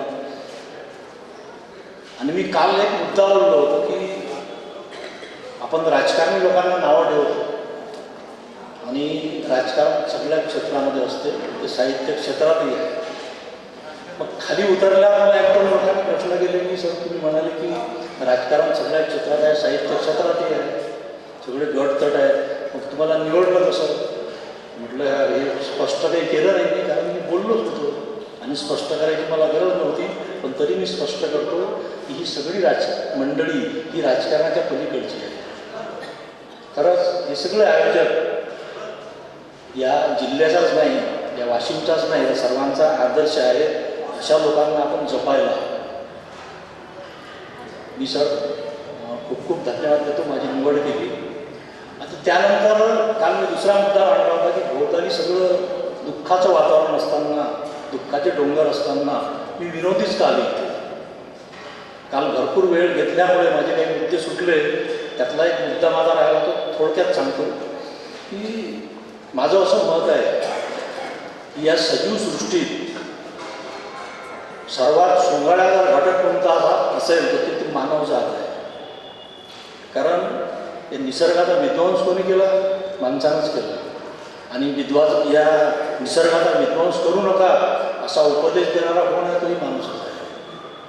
आणि आपण ज्या सत्याच्या शोधात असतो किंवा सत्याच्या शोधात आहोत आणि जे सत्य आपल्याला अजूनही सापडलं नाही, कारण आपल्याला अजूनही आपल्या आकाशगंगेकडे पलीकडे काय आहे ते काही सापडलं नाही, पण तरी आपण सांगतो की सत्य आहे. त्याच्यापेक्षा मोठा विनोद काय आहे? पण या माध्यमातून मग माणसं कोणते घ्यायचे तर माझ्या गावातल्या माणसांनीच मला लिहितं केलं. मी काल हेही बोललो म्हणजे खरं म्हणजे मी भाषणं कधी दिली नाही, कारण शाळेत असताना कधी भाषण देण्याचा चान्स आला नाही, मी कधी पुढे जाऊ नाही आणि नंतरच्या आयुष्यात आपण काही बोलू असं वाटलं नाही. फक्त मी लिहायला लागलो. आणि जो माणूस बोलू शकत नाही तो भाषण देऊच शकत नसतो. तर काल मी जे माझं मनोगत होतं, माझ्या जे डोक्यात होतं तेच बोललो. तर त्याच्यानंतर मुद्दा हा आला की कार्यक्रम अजून त्याच्यानंतर फार चांगले सत्र काल या ठिकाणी झाले. विशेष करून महिलांचा जो परिसंवाद झाला याचा विषय होता. हा प्रश्न आहे, त्याच्यामध्ये हे सोशल मीडिया वगैरे जे साधनं आहेत याच्यावर खूप चांगला उहापोह झाला. त्याच्यानंतर रात्री कवी संमेलन झालं. मी ही पण बोललो होतो की गद्यामध्ये लिहिणारे लोक कमी आहेत, पण कवींची संख्या खूप आहे. ती संख्या रात्री भरपूर दिसली, पण या लोकांनी खरा जल्लोष आणला आणि लोकांना दाखवून दिलं की आमच्या जिल्ह्याची ताकद काय आहे. त्या सर्वांचं कौतुक. आणि एक त्या लहान मुलांनी एक सांस्कृतिक कार्यक्रम सादर केला, तो पण खूप सुंदर होता. आणि त्याच्यानंतर आजच्या सत्रामध्ये आजची वाशिमची जी साहित्यिक संस्कृती आहे त्याच्यावर चांगला उहापोह झाला. आणि त्यानंतर यांची अपराज सरांची प्रकट मुलाखत घेतली गजानन वाघ सरांनी. त्याच्यामध्ये त्यांनी पत्रकारितेवर फार सुंदर असे मुद्दे मांडले. आणि त्यानंतर कृत्रिम बुद्धिमत्तेवर या ठिकाणी सुंदर परिसंवाद झाला. आता सध्याचा काळ असा आहे की कुठेही गेलो तरी AI शिवाय तो विषय पूर्ण होत नाही. मला असं वाटतं की त्या AIचा जरा फार बाबूल गोवा उभा करण्यात आलेला आहे. आता हे संकट जे आहेत, सर बोलले या ठिकाणी की हे जे संकट आहे ते म्हणजे पूर्वापार चालत आलेलं आहे आणि मानव त्याच्यावर मात करत आलेला आहे. तर अलीकडचं निरीक्षण असं आहे की या AIचा जो बुडबुड आहे तो कुठंच चाललेला आहे, कारण ती कृत्रिम बुद्धिमत्ता आहे आणि ती काही सजीव नाही आहे. त्याच्यामुळे त्याला माणसाचा मेंदू बसवल्या जाणार नाही. तर तो बुडबुडा, कारण अलीकडचा एक प्रयोग असा आहे की त्या AIला काही बोगस डाटा दिला गेला, म्हणजे त्याला खोटं बोलायला शिकवलं गेलं तर तो खोटाही बोलला. आणि तो अनेक याच्यामध्ये चुकत आहे ते.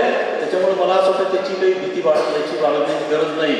आणि सर्वात शेवटचं मग आपला परिसंवाद होता प्रसारमाध्यमांचे समाजभान. मला आनंद वाटला की शफी पठाणांना इथं ऐकायला मिळालं, कारण त्यांच्या बातम्या मी नेहमी वाचत असतो आणि त्यांच्याबरोबर आपल्या वाशिम जिल्ह्यातील पत्रकार आहेत त्या सर्वांचं पण या ठिकाणी मनोगत त्यांची भूमिका आपल्याला ऐकायला मिळाली. तर पुनश्च एकदा या ठिकाणी आयोजकांनी मला अध्यक्षपदाचा मान दिला, त्याबद्दल पुनश्च त्यांचे आभार मानतो. आणि कालच्या कार्यक्रमामध्ये मला इथल्या पत्रकारांनी 1-2 सूचना केल्या की सर, वाशिममध्ये मागच्या साहित्य संमेलनानंतर असे वैचारिक मेजवानी देणारे कार्यक्रम झाले नाही, तर तुम्ही थोडेसे आयोजकांना सांगा, वाघ सरांना सांगा म्हणाले. बरोबर, सदानंद देशमुखांनी गजानन वाघ सरांचं नाव घेतलं.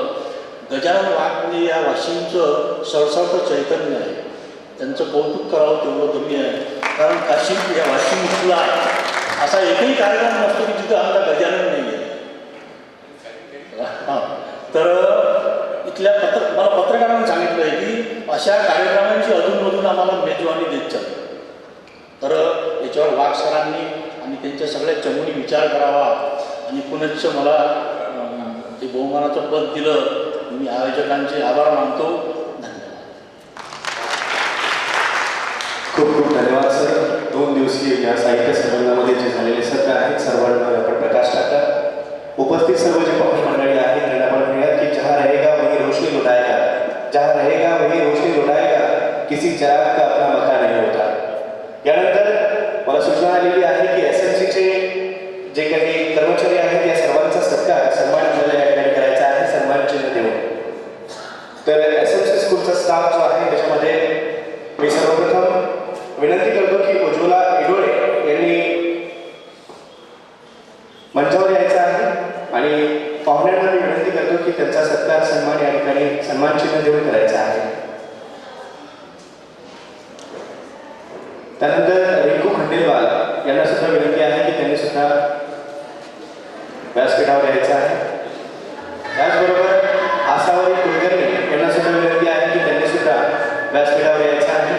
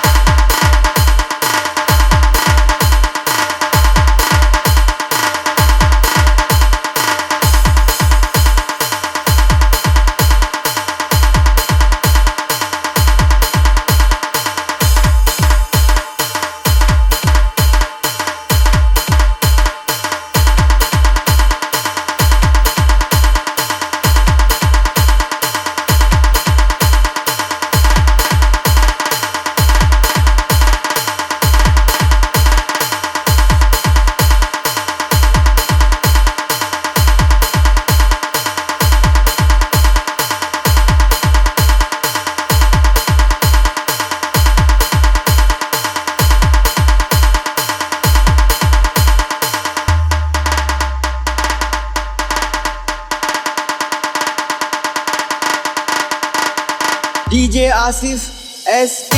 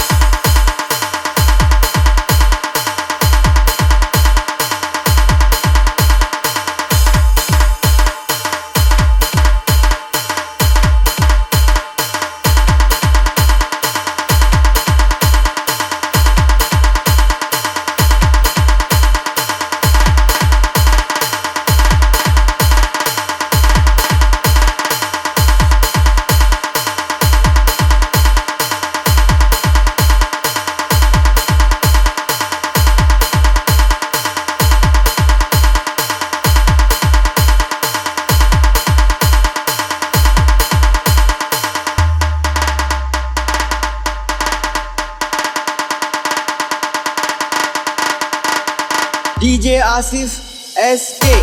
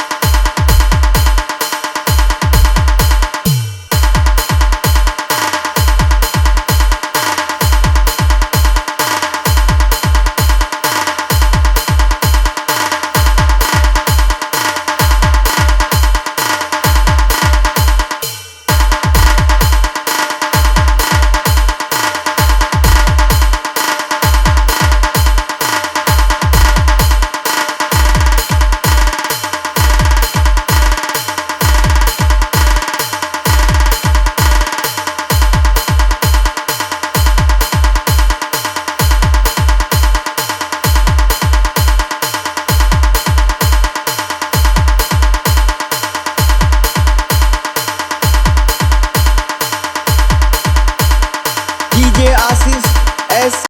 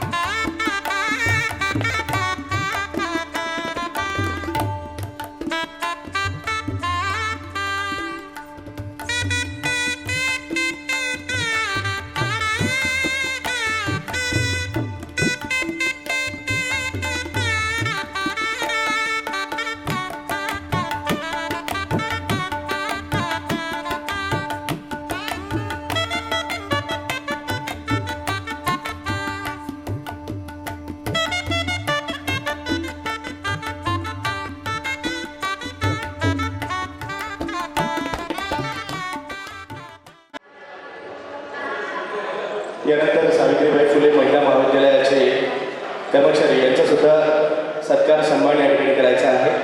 डॉक्टर मेघा देशमुख यांना विनंती आहे की कृपया त्यांनी सुद्धा मंचावर यायचं आहे. डॉक्टर शुभांगी दामले मॅडम यांना सुद्धा विनंती आहे, त्यांनी सुद्धा या ठिकाणी मंचावर यायचं आहे. डॉक्टर प्रज्ञा क्षीरसागर यांना सुद्धा विनंती आहे की त्यांनी सुद्धा मंचावर यायचं आहे. डॉक्टर प्रकाश राठोड, डॉक्टर संजय चौधरी, डॉक्टर ज्ञानेश्वर कण्णाके यांना सुद्धा विनंती आहे की त्यांनी सुद्धा विचारपीठावर यायचं आहे. आपल्या सर्वांचा सत्कार सन्मान या ठिकाणी होत आहे.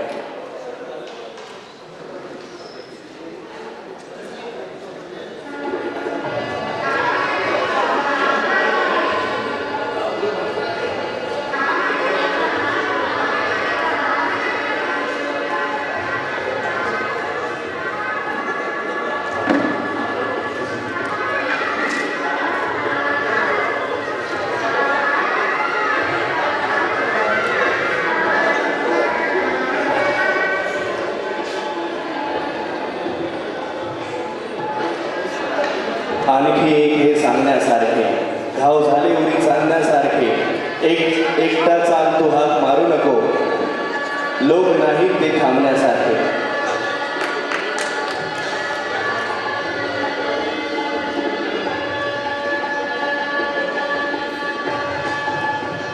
या सर्व कार्यक्रमाला ज्यांनी पूर्णत्वास नेला त्या सर्वांचा सत्कार सन्मान या ठिकाणी होत आहे.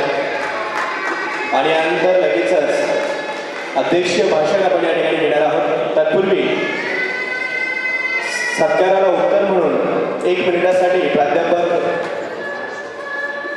गणेश गीते सर हे आपलं मनोगत या ठिकाणी व्यक्त करणार आहेत.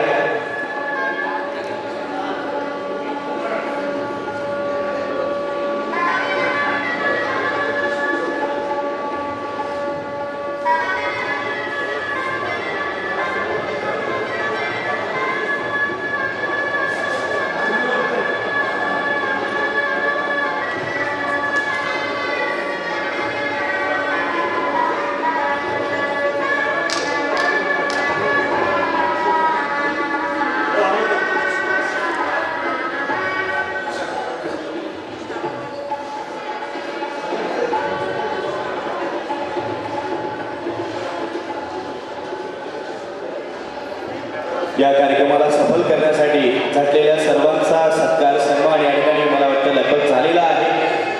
आणि कुणी राहिलं असेल यानंतर MCVCचा स्टाफ यांचा सुद्धा या ठिकाणी सत्कार सन्मान आपण करीत आहोत. उत्तम धानोरकर सर, सारिका लहाणे मॅडम, महेश निराळे सर, सुरेंद्र वानखेडे सर आणि प्रकाश व्यास सर या सर्वांना विनंती आहे की कृपया आपण सर्वांनी विचारपीठावर या ठिकाणी यायचं आहे. आपल्या सर्वांचा सत्कार सन्मान या ठिकाणी पाहुण्यांच्या हाताने होत आहे.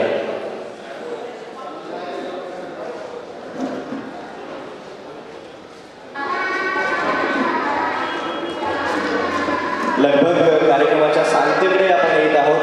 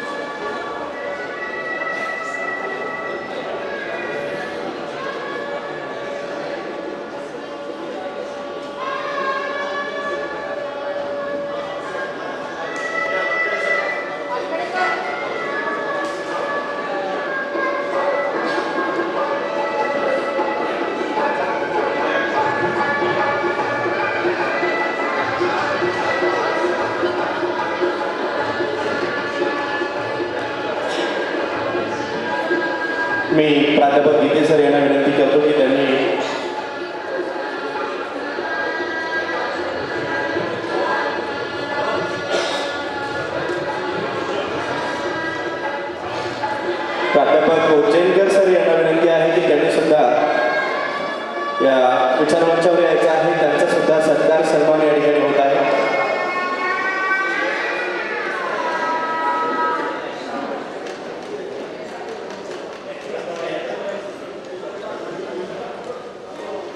यानंतर श्रावण केळकर सर यांना सुद्धा विनंती आहे की त्यांनी सुद्धा या ठिकाणी यायचं आहे, त्यांचा सुद्धा सत्कार सन्मान या ठिकाणी होत आहे. उज्जैनकर सर यांना विनंती आहे की कृपया आपण या ठिकाणी आसनस्थ व्हायचं आहे.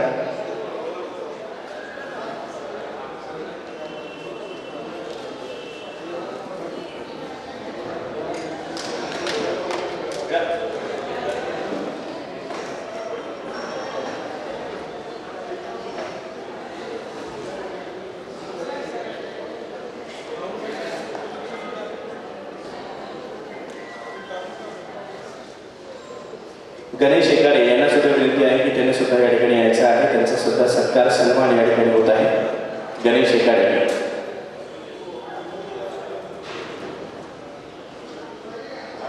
याचबरोबर शरद पाटील यांना सुद्धा विनंती आहे की त्यांनी सुद्धा या ठिकाणी यायचं आहे, त्यांचा सुद्धा सत्कार सन्मान या ठिकाणी होत आहे.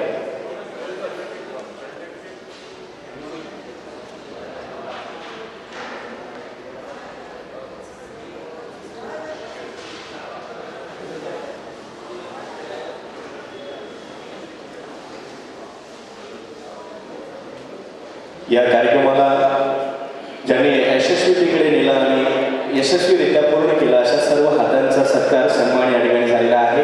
यानंतर मी प्राध्यापक गीते सर यांना विनंती करतो की त्यांनी आदरणीय व्यासपीठावर विराजमान असलेले सर्व सन्माननीय सदस्य, उपस्थित असलेले सर्व साहित्यिक, पत्रकार मित्र आणि सर्व साहित्यप्रेमींना माझा परिचय थोडक्यात करून दिला होता. तो प्राध्यापक गणेश गीते आणि शिक्षणाधिकारी हे पण लावलेलं होतं. मी ज्युनियर कॉलेज बुलढाणा इथे प्राध्यापक होतो. 2005 साली महाराष्ट्रामध्ये MPSC मार्फत 8 जागा एज्युकेशन ऑफिसरच्या भरल्या गेल्या होत्या. त्यामध्ये महाराष्ट्रात पहिल्या नंबरावर मी क्वालिफाय केलं होतं आणि वर्ध्याला शिक्षणाधिकारी म्हणून जवळजवळ वर्षभर काम केलं. काम केल्यानंतर असा अनुभव आला की खरा राजयोग याच क्षेत्रात आहे. आपल्या या टीचिंग क्षेत्रामध्ये जो आनंद आहे जीवन जगण्याचा तो तिकडे मला मिळाला नाही. म्हणून मी ते शासनाला विनंती केली, परत आलो आणि म्हणून माझी शिक्षणाधिकारी असं लावलेलं आहे. आज आमचे मित्र माननीय सदानंदजी देशमुख यांच्यासोबत मी आज आलो होतो. त्यानिमित्ताने मला काही 2-3 म्हणी आठवल्या साहित्यातल्या. हत्ती गेला शेपूट राहिलेला आहे. आजच्या कार्यक्रमाबद्दल बोलतो आहे. थोडंसं राहिलं आहे आता फक्त. दुसरी एक म्हण मला आज आठवली साहित्यातली, ती म्हणजे गाड्यासोबत मळ्याची यात्रा. आज माझं काहीसं असंच झालेलं आहे. मी साहित्यिक नाही, मी कवी नाही, पण साहित्यप्रेमी नक्की आहे, वाचक आहे. ही एक पहिली म्हण मला आठवली. आणि दुसरी एक म्हण मला आणखी आठवली, ती म्हणजे आपल्याकडे एक म्हण आहे, ढोळ्या शेजारी पवळा बांधला, वान नाही पण गुण लागला. आज दादांच्या सहवासामध्ये रोजच मी असतो असं म्हटलं तरी चालेल. आणि आज एवढा मोठा साहित्यिक माझ्यासोबत असतो, यामुळे दादांचे काही गुण आता माझ्यात दिसायला लागले म्हणा, किंवा माझ्यात देखील साहित्य अंकुरायला लागलं. हा दादांचा सहवास आहे. आणि आज या कार्यक्रमाला येऊन खरोखर त्या अंकुराला नक्कीच खतपाणी मिळालं आहे. त्याबद्दल खरोखर मी तुमच्या सर्वांचे धन्यवाद मानतो. आणि आता हा अंकुर जो आहे, मला माहिती आहे वृक्ष होणार नाही, वटवृक्ष होणार नाही, पण छोटंसं इवलंसं रोपटं जरी तयार झालं आणि काही मराठी साहित्याची जर मला सेवा करता आली तर मी मला स्वतःला धन्य मानेन. आज प्रायोजकांनी माझा जो इथे सन्मान केला त्याबद्दल मी आभारी आहे. आपल्या साहित्य चळवळीला माझ्या खूप साऱ्या शुभेच्छा देतो आणि माझे 2 शब्द संपवतो. धन्यवाद. धन्यवाद सर. यानंतर आपल्या या कार्यक्रमाचं अध्यक्षीय भाषण करण्यासाठी मी प्राध्यापक हरिभाऊ क्षीरसागर यांना विनंती करतो.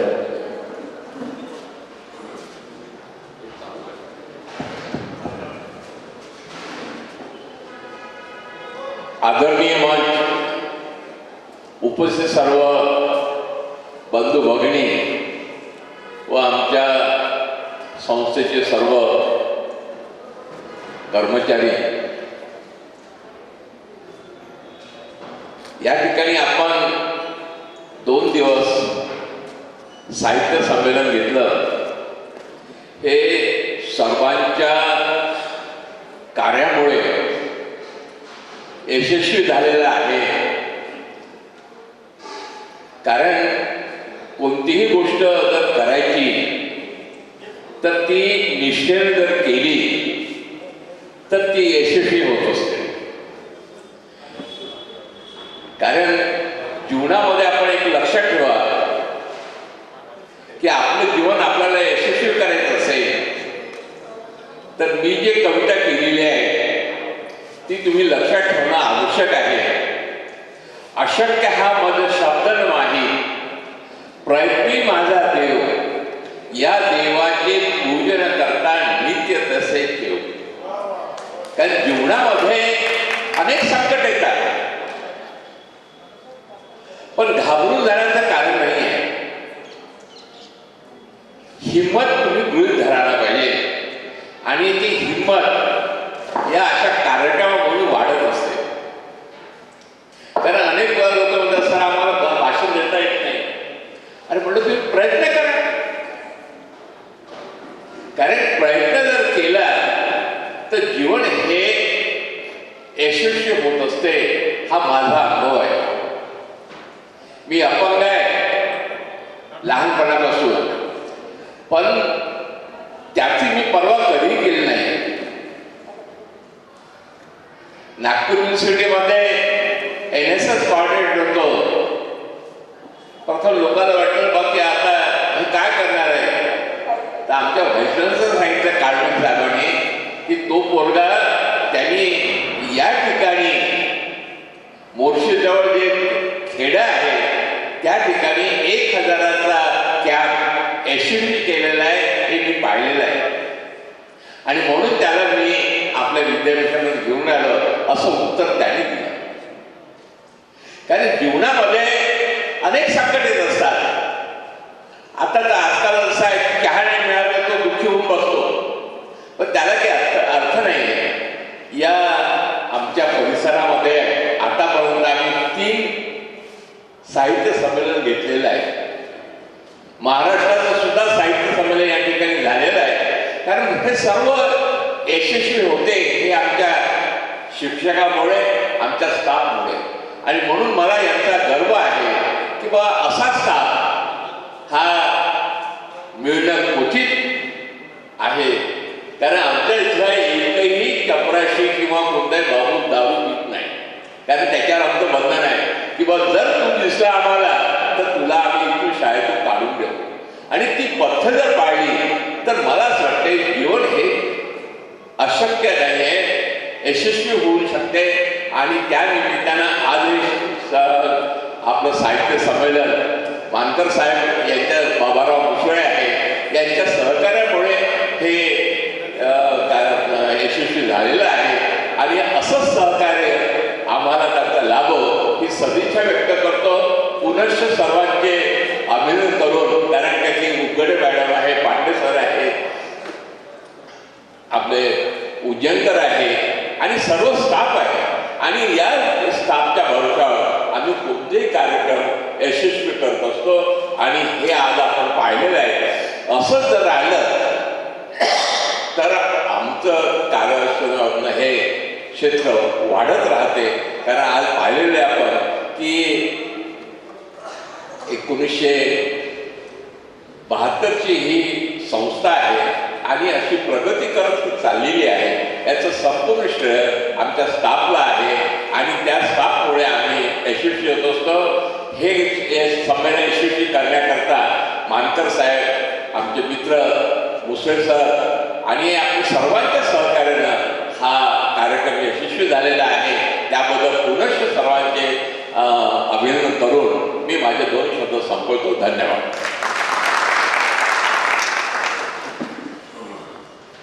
खूप खूप धन्यवाद सर. यानंतर ठराव वाचनासाठी मी डॉक्टर विजय काळे सर, आरोग्य अधिकारी वाशिम यांना विनंती करतो की त्यांनी कृपया ठराव वाचन करायचा आहे. धन्यवाद आदरणीय RJ इरफान सर. आपले आजच्या या समारोपीय सत्राचे अध्यक्ष आणि आपले संमेलनाध्यक्ष व सन्मान्य व्यासपीठ अतिशय देखणं असं हे वत्सगुल्म जिल्हा मराठी साहित्य संमेलन कालपासून आमच्या या वत्सगुल्म नगरीमध्ये वाकाटक नगरीमध्ये झालं. ठराव वाचण्याकरिता मला आमंत्रित करण्यात आलं. तर मी सर्व सन्माननीय अतिथींना, संमेलनाध्यक्षांना सांगू इच्छितो की जसा बघा एका परिसंवादाचा देखील सूर होता की अशी संमेलनं झाली पाहिजे, तर मला एक असा मुद्दा मांडावा असा वाटतो, असा पहिला ठरावचा हात मांडावा असा वाटतो की सर अशी जिल्हास्तरीय संमेलनं, असा सांस्कृतिक कार्यक्रम, अशी संमेलने ही वारंवार झाली पाहिजे. दुसरा, सर्व आम्हा रसिकांच्या वतीने आणि कालच्या उद्घाटन सत्रामध्ये आदरणीय संमेलन अध्यक्षांनी जो मुद्दा मांडला की जशी अखिल भारतीय साहित्य संमेलन होतं तसं हे जिल्हा संमेलनं शासनाने होऊ घातलेली आहेत आणि म्हणूनच आम्ही आमचा सांस्कृतिक वारसा जोपासत असताना आमच्या शहराचं वैभव ज्या साहित्यिकांनी, ज्या लेखकांनी वाढवलंय त्यांची नावं इथल्या उद्यानाला, चौकाला, जसं काल मानकर सर म्हणाले तसं पद्मश्री नागचं कांबळे चौक, आदरणीय आमचे नाना म्हणजेच बाबारावजी मुसळे आहेत, असे आमच्या नानांच्या नावाने बाबारावजी मुसळे चौक असं देण्यासंबंधित एक ठराव मला मांडावासा वाटतो. आणि तिसरा एक ठराव असा की आपल्या मराठी, माय मराठीला जो अभिजात भाषेचा दर्जा मिळाला त्यासाठी आमच्या कवी वत्सगुल्म नगरीचे कवी गुणाढ्यांचा पुरावा त्यामध्ये ग्राह्य धरण्यात आला. तर या जे आमचं वैभव आहे त्या कवी गुणाढ्याच्या नावाने आमच्या शहरात एखादं स्मारक व्हावं किंवा आमचं सांस्कृतिक भवन व्हावं, हा एक ठराव मला या निमित्तानं मांडावासा वाटतो. आणि ठराव क्रमांक 4 जो आदरणीय संमेलनाध्यक्षांनी म्हटलं, आदरणीय आमचे मार्गदर्शक प्रेरणास्थान क्षीरसागर सर आम्हाला नेहमीच म्हणत असतात आणि नानासुद्धा मग आपल्या समारोपीय भाषणात म्हणाले आणि जे तुमच्या माझ्या सगळ्यांसाठी अभिमानाची बाब असेल आणि आपण सगळेच प्रयत्न करू, तो ठराव क्रमांक 4 की येत्या 3 ते 4 वर्षात अखिल भारतीय मराठी साहित्य संमेलनाचं आयोजन या वाकाटकाच्या नगरीमध्ये व्हावं. हे 4 ठराव मी अत्यंत नम्रपणे आपल्या सर्वांसमोर ठेवतो. पुनश्च एकदा आपल्या सर्वांचे मनपूर्वक आभार मानून थांबतो. धन्यवाद.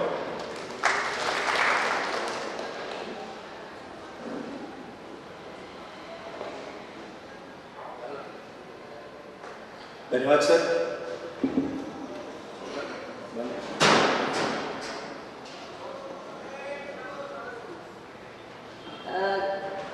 हे 2 दिवसाचं साहित्य संमेलन अतिशय उत्कृष्टपणे इथे पार पडलेलं आहे. ज्यांचे हात इथे संमेलनाला लागलेले आहे त्यांचा सत्कार आपण केलेला आहे. पण समारोपाचं संचलन ज्यांनी केलं आहे त्यांचा सत्कार मात्र इथे राहिलेला आहे. अतिशय उत्कृष्ट असं संचलन करणारे आपले इरफान, मी मान्यवरांना अशी विनंती करते की इरफानचा इथे सत्कार करा.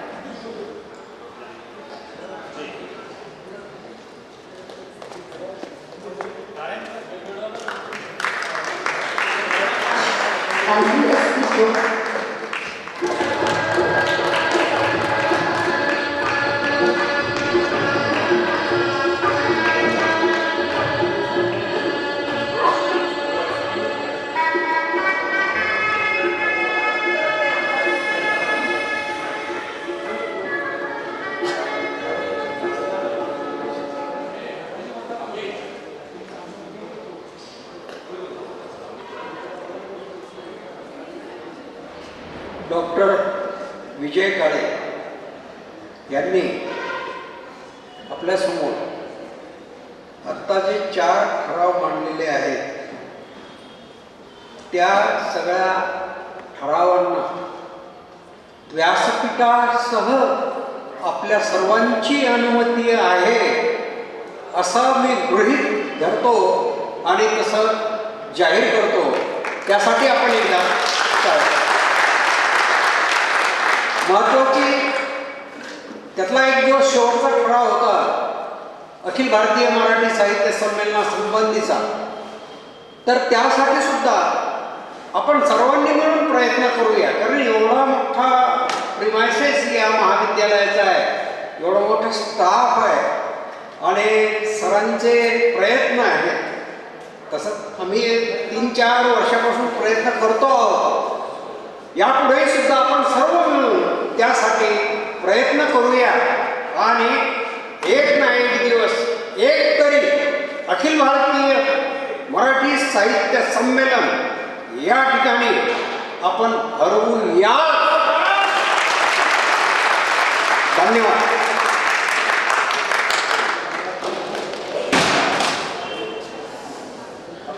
एक मिनिट घेतो फक्त. काल जे ठरावासाठी विषय आणले होते गुन्हाढ्य, नंतर दची सोमा, नेमाडे आणि विद्यमान आपले नामदेवराव कांबळे आणि बाबाराव मुसळे. माझ्या एका कवी मित्रांनी ते झाल्यावर मला एक शंका बनवून दाखवली की ते म्हणले, सर या ठिकाणांना, उद्यानांना, रस्त्यांना आपण दिवंगत लोकांच्या नावं देत असतो. मी त्यांना म्हटलं बाबा असा काही नियम किंवा काही कायदा आहे, ते संकेत आहे. आणि दुसरीकडे असे अनेक उदाहरणं आहेत की अनेक राजकीय लोकांचे आणि यांचे मोठ्या मोठ्या खेळाडूंच्या नावं स्टेडियम आहेत. आणि मी काल हाही मुद्दा बोललो होतो की आपल्याकडे काही फार करंटेपणा आहे आणि विशेषतः साहित्य हे काही समाजाला काही कागद नसतात आणि अनेक साहित्यिकांना जे काही मोठमोठे सन्मान वगैरे मिळतात ते दिवंगत झाल्यानंतर मिळणार. तर माझं म्हणणं होतं की त्यात ते जिवंत असताना का मिळत आहे. तर तो माझी सूचना अंगात आणल्या गेली, त्याच्याबद्दल पुनश्च आयोजकांचे आभार मानतो. धन्यवाद.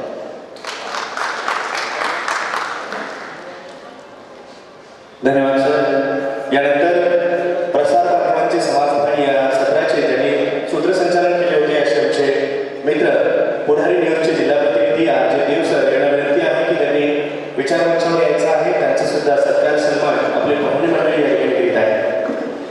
आरजे देव सर. यानंतर लगेच आपण आपल्या या साहित्य संमेलनाचं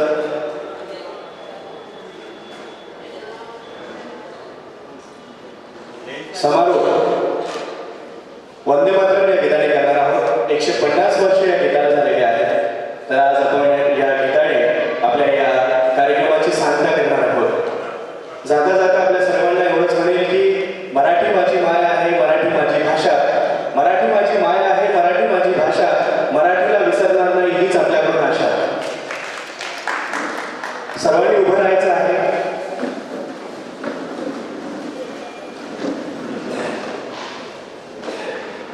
विद्यार्थी आकांक्षा ठोकर यांना सुद्धा विनंती आहे की त्यांनी सुद्धा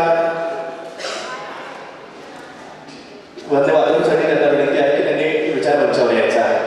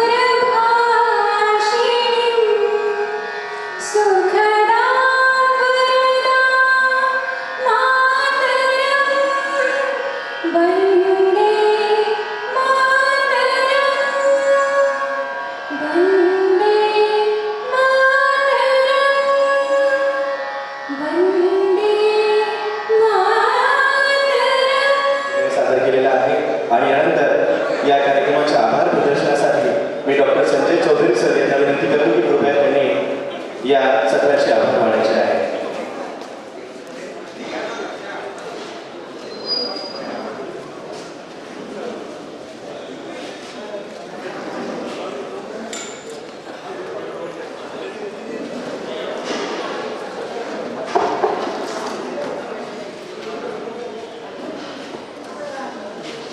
शिक्षणाच्या अग्रगणी सावित्रीबाई फुले मराठी भाषा विभाग, महाराष्ट्र शासन मुंबई, महाराष्ट्र राज्य साहित्य आणि संस्कृती मंडळ मुंबई, यशस्वी शिक्षण प्रसारक मंडळ वाशिम द्वारा आयोजित वत्सगुरुम जिल्हा मराठी साहित्य संमेलन 2025च्या समारोपीय सत्राचे स्वागत अध्यक्ष प्राध्यापक हरिभाऊ क्षीरसागर सर यांचे मी या ठिकाणी मनपूर्वक आभार मानतो. त्यांच्या प्रेरणेतून आणि त्यांच्या सहकार्यातून हे संमेलन पार पडलं, त्याबद्दल मी त्यांचे या ठिकाणी मनपूर्वक आभार मानतो. या संमेलनाचे अध्यक्ष, विनोदी लेखक, विनोदी कथालेखक माननीय अशोकजी मानकर सर यांचेही अमूल्य असे सहकार्य आणि मार्गदर्शन लाभले, त्याबद्दल मी त्यांचे मनपूर्वक आभार मानतो.